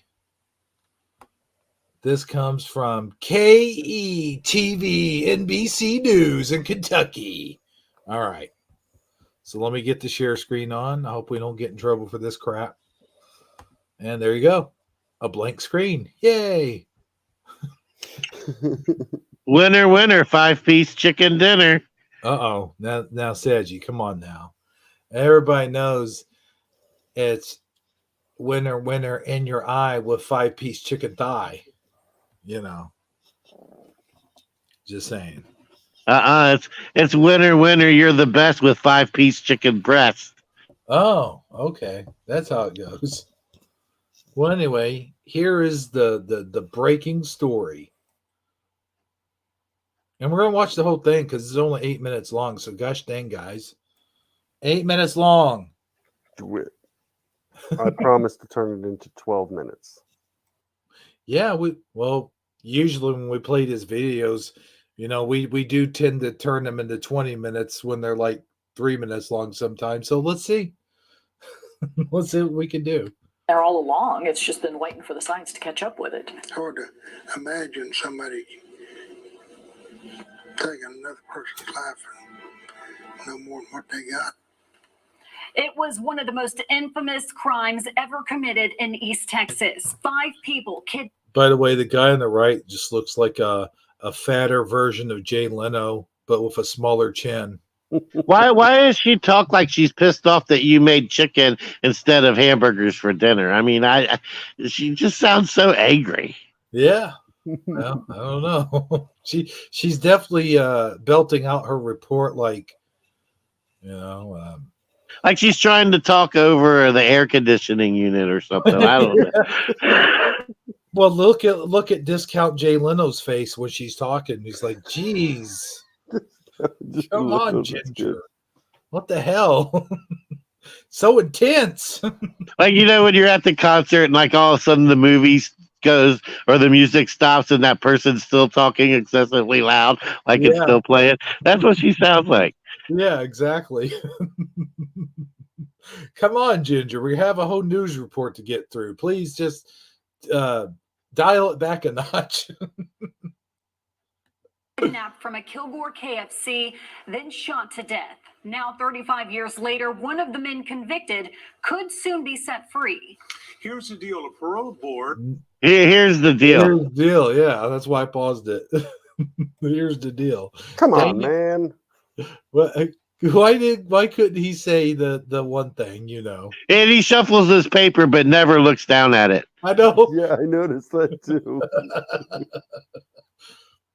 Will decide whether Romeo Pinkerton stays behind bars or returns to the streets. So tonight, we begin with an in-depth look at the case. KETK's Trent Bennett takes us back to 1983 for part 1 of our special report, the KFC Massacre. I'll be honest, I don't want to go back to 1983. Huh? Pretty happy. I don't want to go back to 1983. I kind of like 1983. I mean, I have mixed emotions. I mean, I was only 12 years old. I was really good at bike riding, but still didn't have my driver's license and couldn't buy cigarettes. There was no He-Man in 1983. That was like 2 years prior to that, wasn't it? Yeah, that's true. Well, when did He-Man came out in 84, actually? So yeah. Oh, so a year before. Yeah. What was life like before then? Before He-Man? Well, back before He-Man, KFC restaurants looked like circus tents. Yeah. They did. I was looking at that picture and it looks like, is it literally, it looks like, we were speaking of Kevin Smith and when he took the shoe polish on the piece of paper, on the cloth, that's what it looks like. It just looks like a cloth draped over with just, shoe polish saying Kentucky Fried Chicken on it.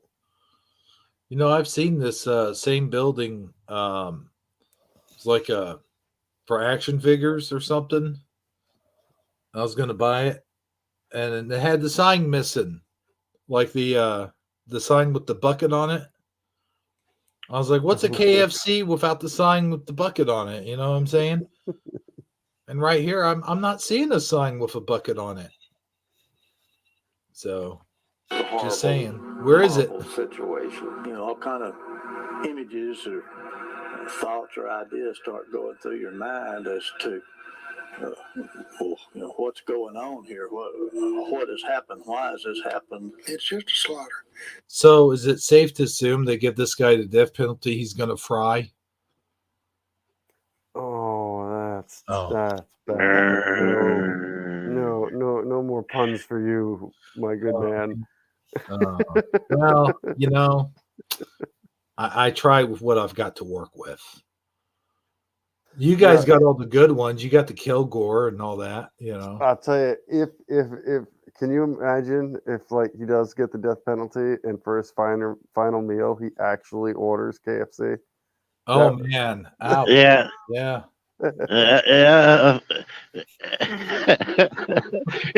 And he uses the chicken wing to escape.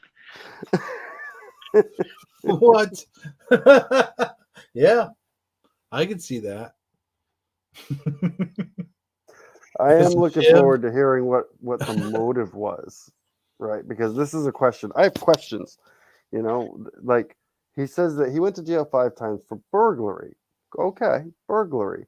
There's a difference between burglary and, murdering 5 people. So that is quite a leap. So I'm wondering what the motive was. Were they out of chicken? Because that would be understandable. Yeah, this story is kind of sweet and sour, and I hope that if he does get away, he's able to like dip into a ranch. Yeah, well, if he does get the death penalty, it'll be extra crispy. Yeah, that's for sure. But let's get back to the original recipe. Go ahead. Yeah. Okay. There's probably 100 stories within this one story, It's a late September evening in Kilgore, Texas. And on a Friday night, that means only one thing. High school football. Oh, I thought he was going to say, never mind. It was running wild. It had a lot of activity going on. Which meant a busy night ahead. There's the bucket. Clocked in at the Kentucky Fried Chicken. We had record sales. There was a lot of activity and a lot of hype around the football season, and people were pumped. Well, they had a full staff of employees there. There was Mary Tyler, they had Opie Hughes, and Joey Johnson. With most of the town up the road rooting on the team, that left Kilgore subject to something sinister just around closing time. Which was about 10 minutes at 10 when they started cleaning up. Joey Johnson was carrying the trash out the back door. Waiting for Johnson to re-enter the restaurant, 3 men. They overcome Joey, going back into the building, and went in with him and took everybody under control. Also among the employees inside, Lana Maxwell's 20-year-old husband, David, and Maxwell and Johnson's friend and fraternity brother, 19-year-old Monty Landers, who were just at the wrong place at the wrong time. And in fact, I was going to go with him. We get to the stoplight. Don't go into KFC after midnight. I got to take you home because 3 people can't ride on a bike. He only came to help Joey get through so he could, because their cleanup was the lengthiest. And he just wanted to help Joey so they could hurry up and get to the party. What they would face next was not a party.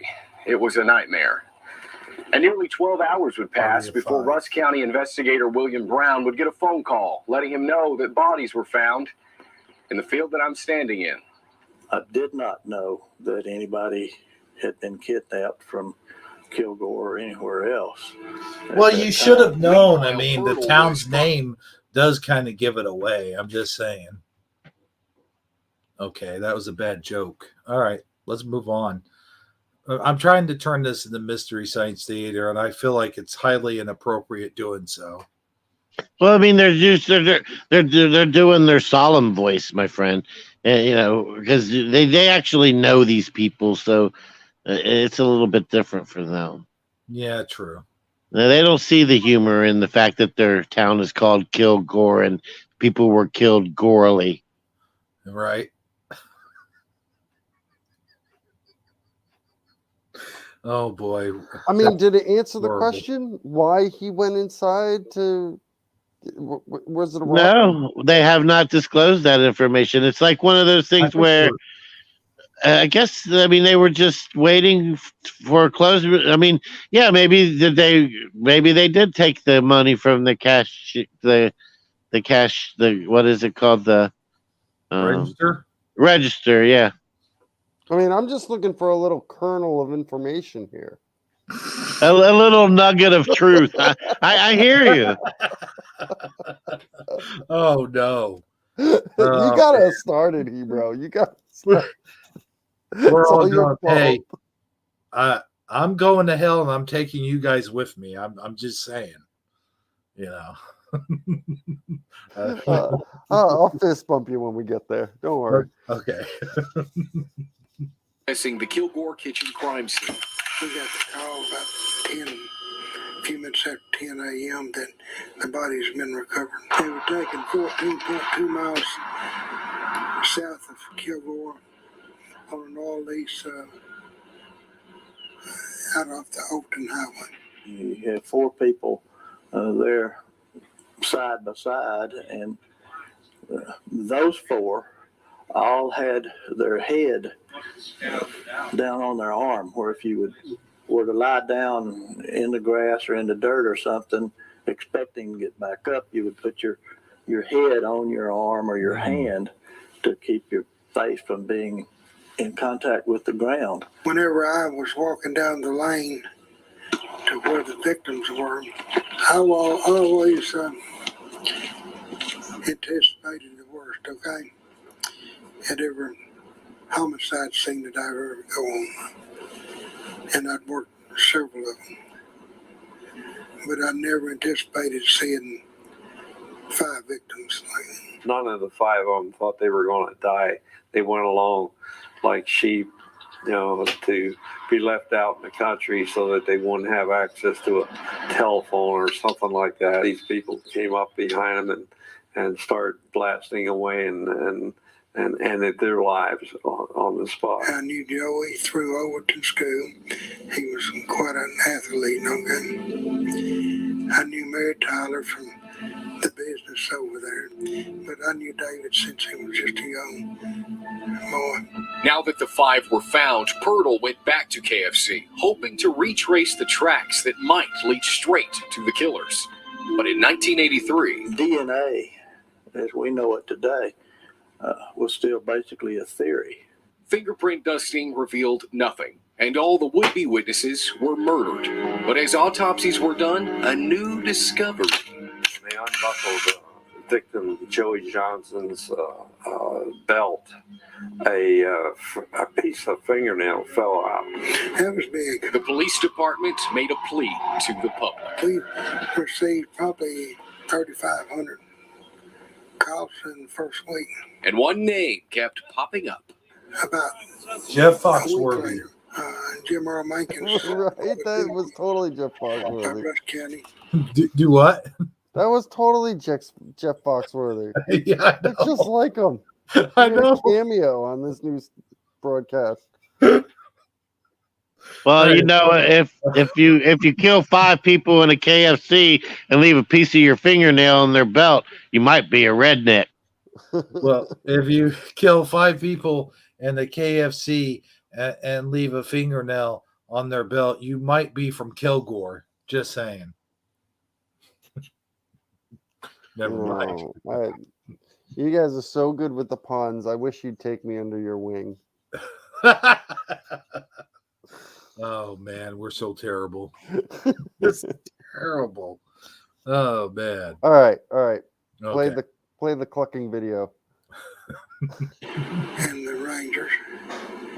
And he had a fingernail missing. That rings a whole lot of bells at that time. Mankins was Did we really just see a picture of the guy's hand? Wait, yeah, with a missing fingernail. With a missing fingernail. Sorry, I gotta. He was caught no fingernail handed. Investigators gathered enough evidence for prosecutors to convince a jury he did it.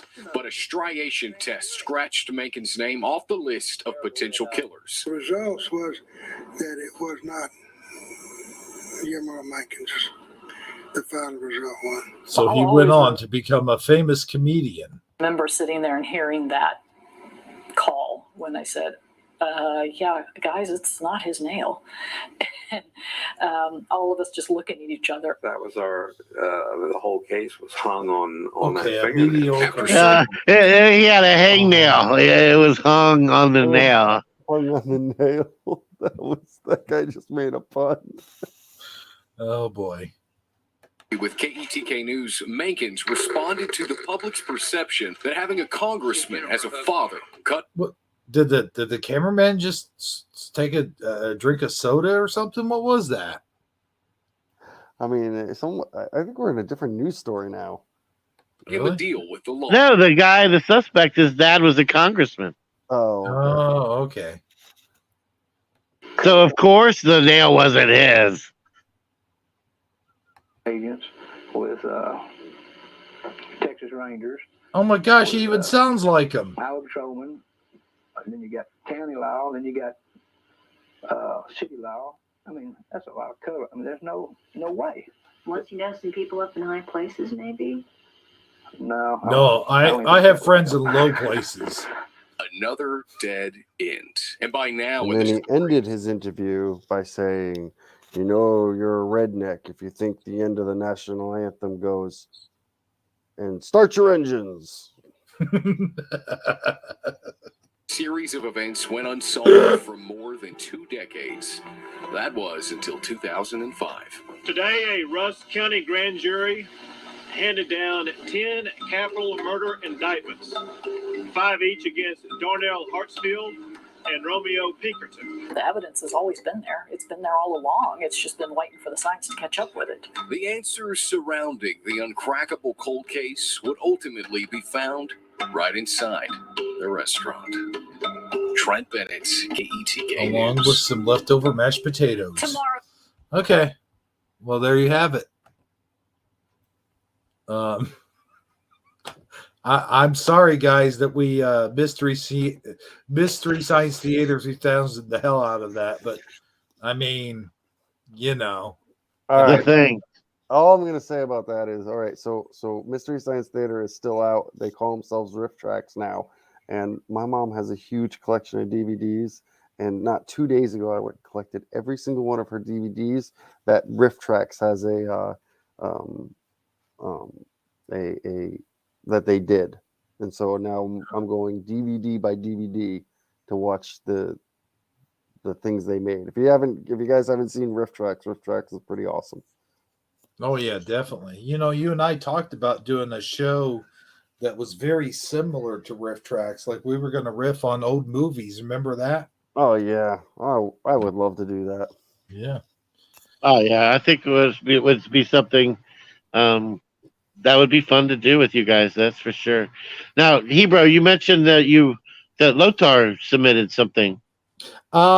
Actually, I was saving that for the Odyssey portion of the show, but I think we decided we're not really going to have an Odyssey portion of the show. Yeah, that's true. I forgot. I didn't realize. So we'll just have to do it next time, or maybe on Shifty Sunday. On Shifty Sunday, we will. Yes, because as it edges closer and closer to Halloween, it's also going to edge closer and closer to my birthday. And speaking of my birthday, let me go ahead and give this room a final shout out while you guys think of something to say in the last portion of the show. All right. I can do that. Cool. Now we have Jennifer Richardson Elzadella. I think I said that right. No, but that's fine. She knows who you mean. Oh, I'm close enough, I guess, huh? We have the YouTube star formerly known as Lothar 900, Bear Lamb in the house. He's in the house tonight, in the Dakota house. All he wants to do is just make you bounce. I subbed to him during the show, by the way. Oh, cool. And speaking of subbing to people, please sub to Michael Fontaine. Michael Fontaine? Michael Fontaine. Michael Fontaine. That was a good one. Philo Fire in here as well. Of course, we all know Miss Connie Joe was here. I knew she would be here. You knew it? Yeah, I always say that when you say her name. Oh, okay. Get it? Connie Joe would be here. I mean, come on, man. Yeah, Connie Joe would be. Yeah. And of course, we had bone-breaking action. Bone-breaking action.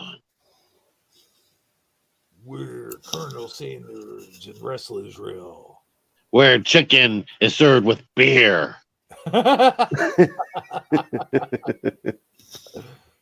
Yeah, Yes, I will have the non-murder with my chicken, please. Thank you. Can I get peas with no murder? Oh man. Oh, okay. Here's the escalator to hell. Please get on. We're taking it. Oh man. And of course, Keith's dad, who's in the audience and also in our studio. Yay, I love that guy. He's pretty cool sometimes, but just for a little while. Just for a little bit. He's not half bad, but he's all dad. Fizzy, petrified ghost pepper cricket. Putrefied. Get that. Why does that name make my mouth water? Why do I want to try that kind of cricket?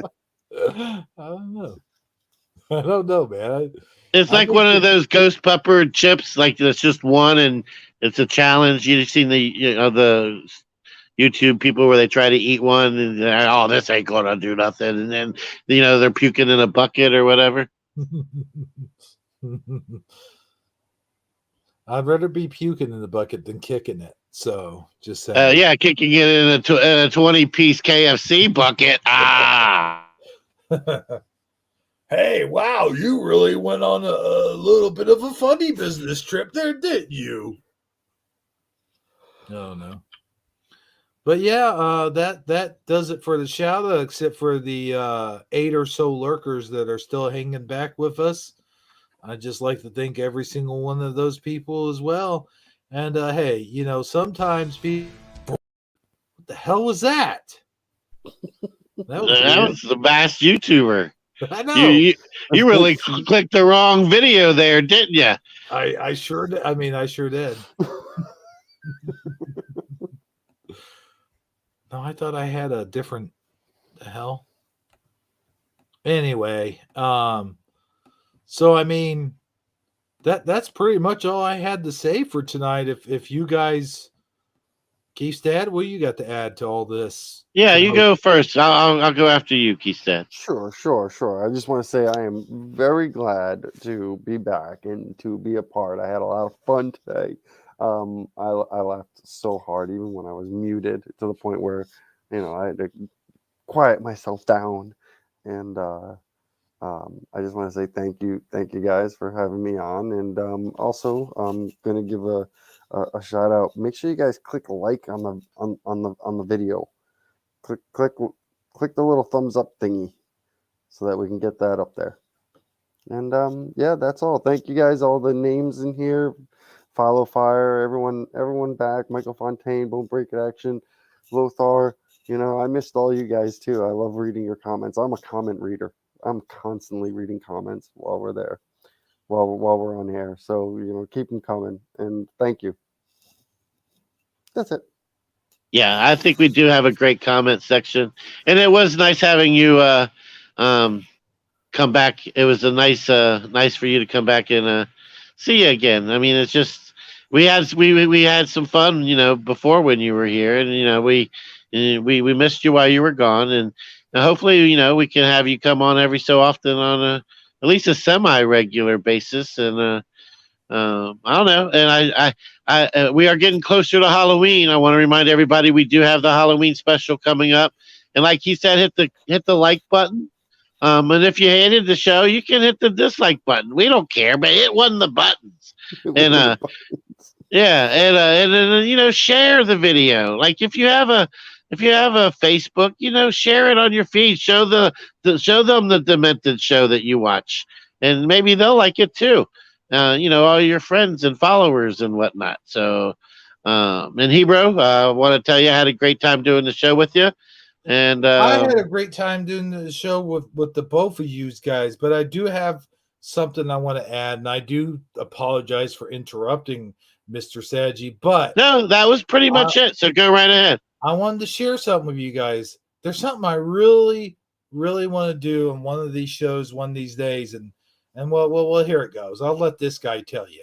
I want to dip my balls in it. Maybe if I have the opportunity to do that, that would be really cool. All right. Well, you can. Everybody has aspirations, and you can have those. Maybe the queso down there. Maybe I'll do that someday. I would recommend the mild queso, not the petrified ghost pepper queso. No, definitely don't want to do any ball dipping in that. Keith's dad down there. Do you remember the state? Remember what? The state. State of what? The state. This TV show on MTV. That's where I got that. Oh no. That clip from is Louis. Louis used to come on. I can't believe you've not seen it. I understand. Wait, from the state? Yeah. Isn't that an old Saturday Night Live? No.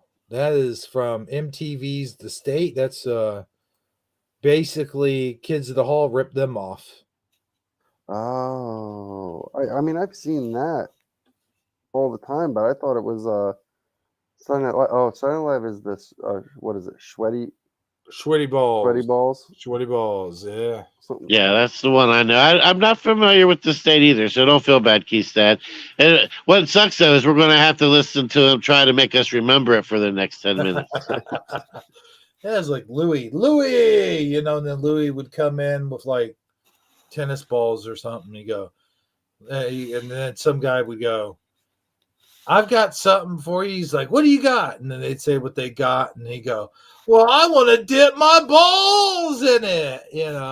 It'd be one of those kind of things. There's even like a Last Supper clip of that. Louis comes in and ruins the whole Last Supper thing because he's the most popular one in the room.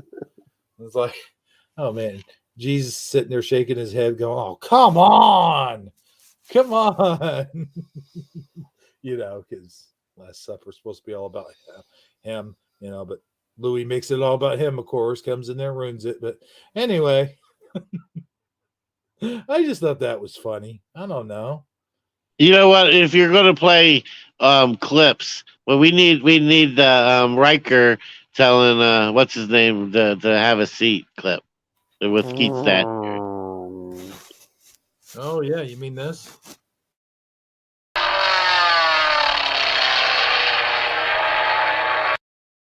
I love that. Yeah, that brings back old memories. Oh yeah, we're definitely gonna have to have another Star Trek night someday.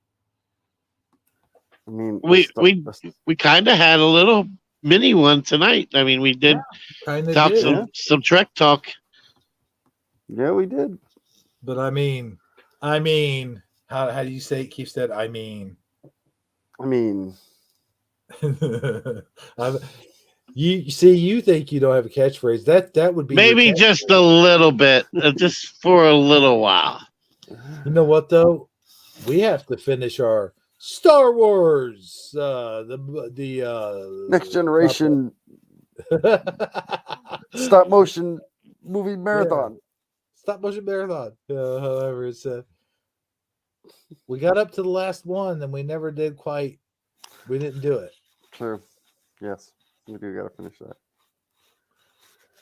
So, I remember why we split it in two. Remember? Yes, we did. It was too long. It was like, oh man. Keith's dad would be like, oh man, I'm gonna go sleep. And I'll be like, oh man, yeah, me too. I'm gonna go totally sleep. So, I tell you what though, Fiddlefire was a real trooper. She'd stick through the whole thing. Yeah. Let's go, Brandon. On that one. Go Brandon. I like that. But anyway, I think I still have your laugh down. I'm not sure. Go back and watch the Hero and Sadgie shows. There's two of them with you in it. Yes, I gotta go watch those. So now we got on the chat room naming all the different SNL skits. Huh? Really? Yeah, I see church lady, the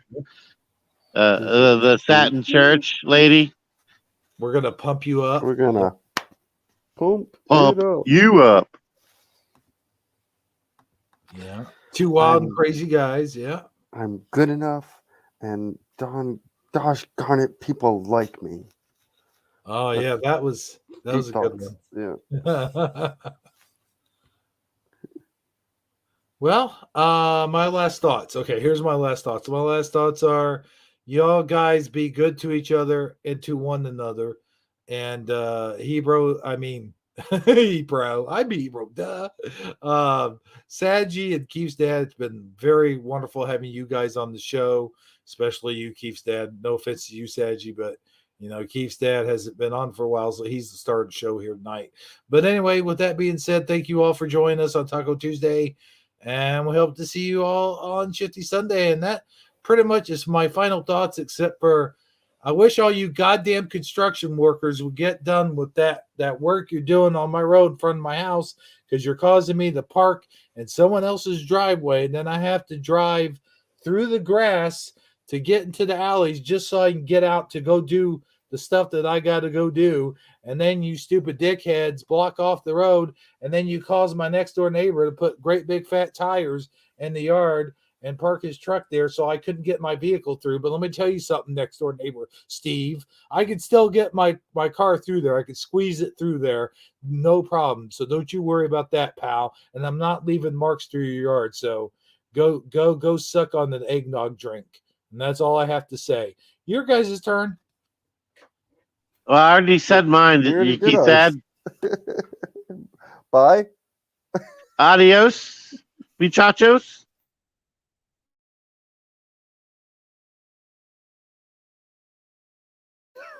We're all muted. We can't all be muted. What do you do? A mic drop and then just walk away? That's what I did. I mic dropped. Yes, you're right. Okay, let's end the show on a good note. Okay, I'm gonna say Michael Fontaine, like I just came back from the store and I got a mouthful of eggnog. Okay, here we go. Okay. Taking off the cap. Take off the cap. There we go. Okay. Michael Fontaine.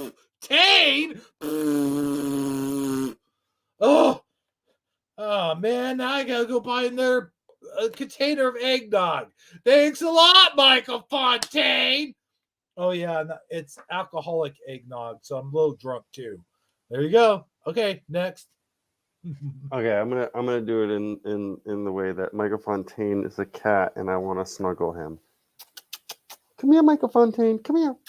Oh, who's a good Michael Fontaine? By the way, all my cats just entered the room when I did that. They're expecting you to live up to the advertised affection. All right, so am I up? Yeah. All right. Hold on. Okay, I got it. Hold on. I got it. Oh, my headset quit working. All right, so I'm just going to do this ad lib. All right. So, I'm at KFC. I'm ordering some chicken, and I see Michael Fontaine. However, there's a crazy serial killer in our midst. Okay, so here we go. Hello, may I take your order? Welcome to KFC. Yes, I would like to get the 5-piece chicken dinner with no murder, please. Oh, wait, look, it's Michael Fontaine. Well, hi, Saji. Well, hey, Michael Fontaine.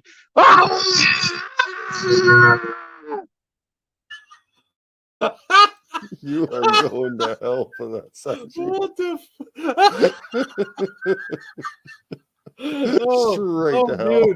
Dude, I was laughing so hard I was muted up. Oh my gosh. That was awesome. Yeah, you got a 5-piece. File a fire notice. You ordered a 5-piece. Yeah, 5-piece. Oh my gosh.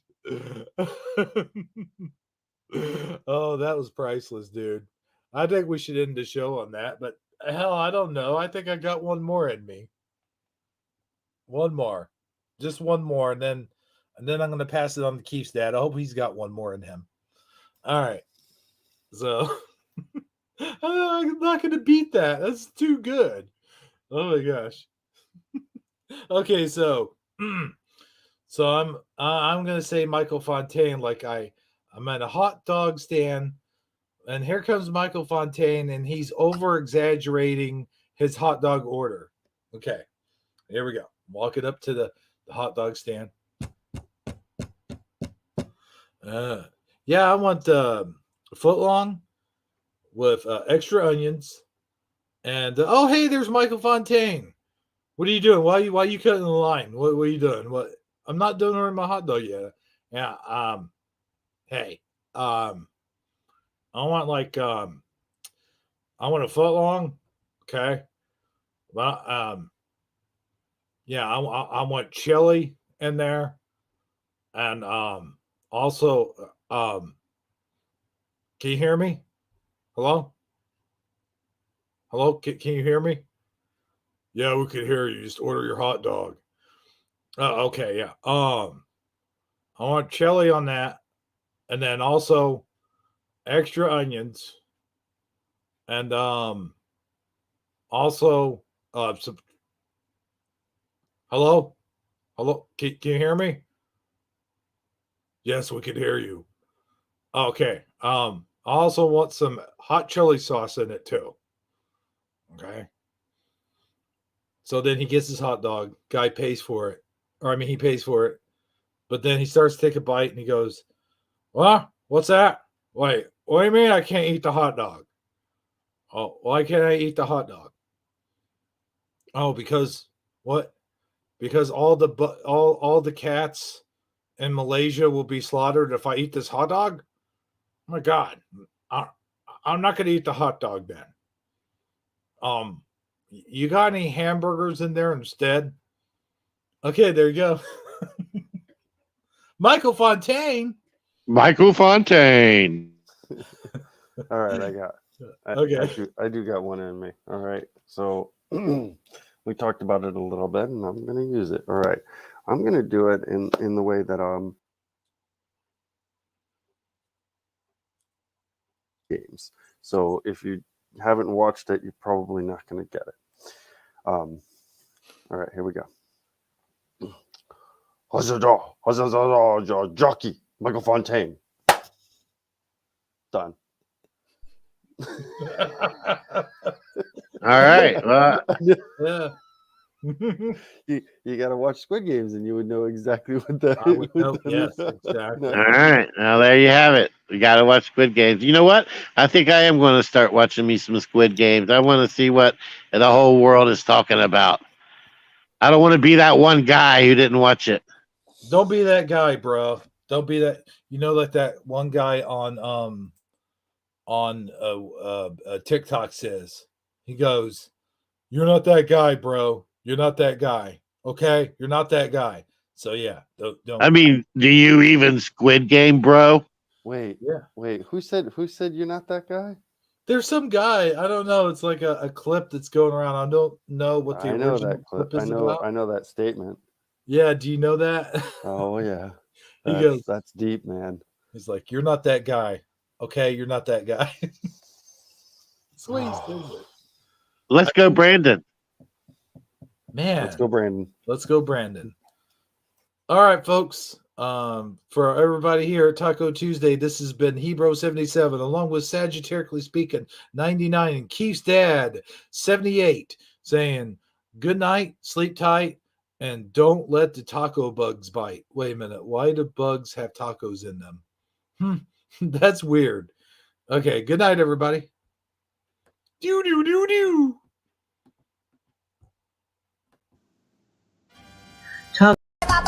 That's the end of the show. We hope to see you all again next time for Taco Taco Tuesday, yeah, taco. Taco Tuesday, yeah, taco. Taco Tuesday. I said taco. Yeah, Taco Tuesday. So long, everybody. Ha ha. Yeah. Whoosh.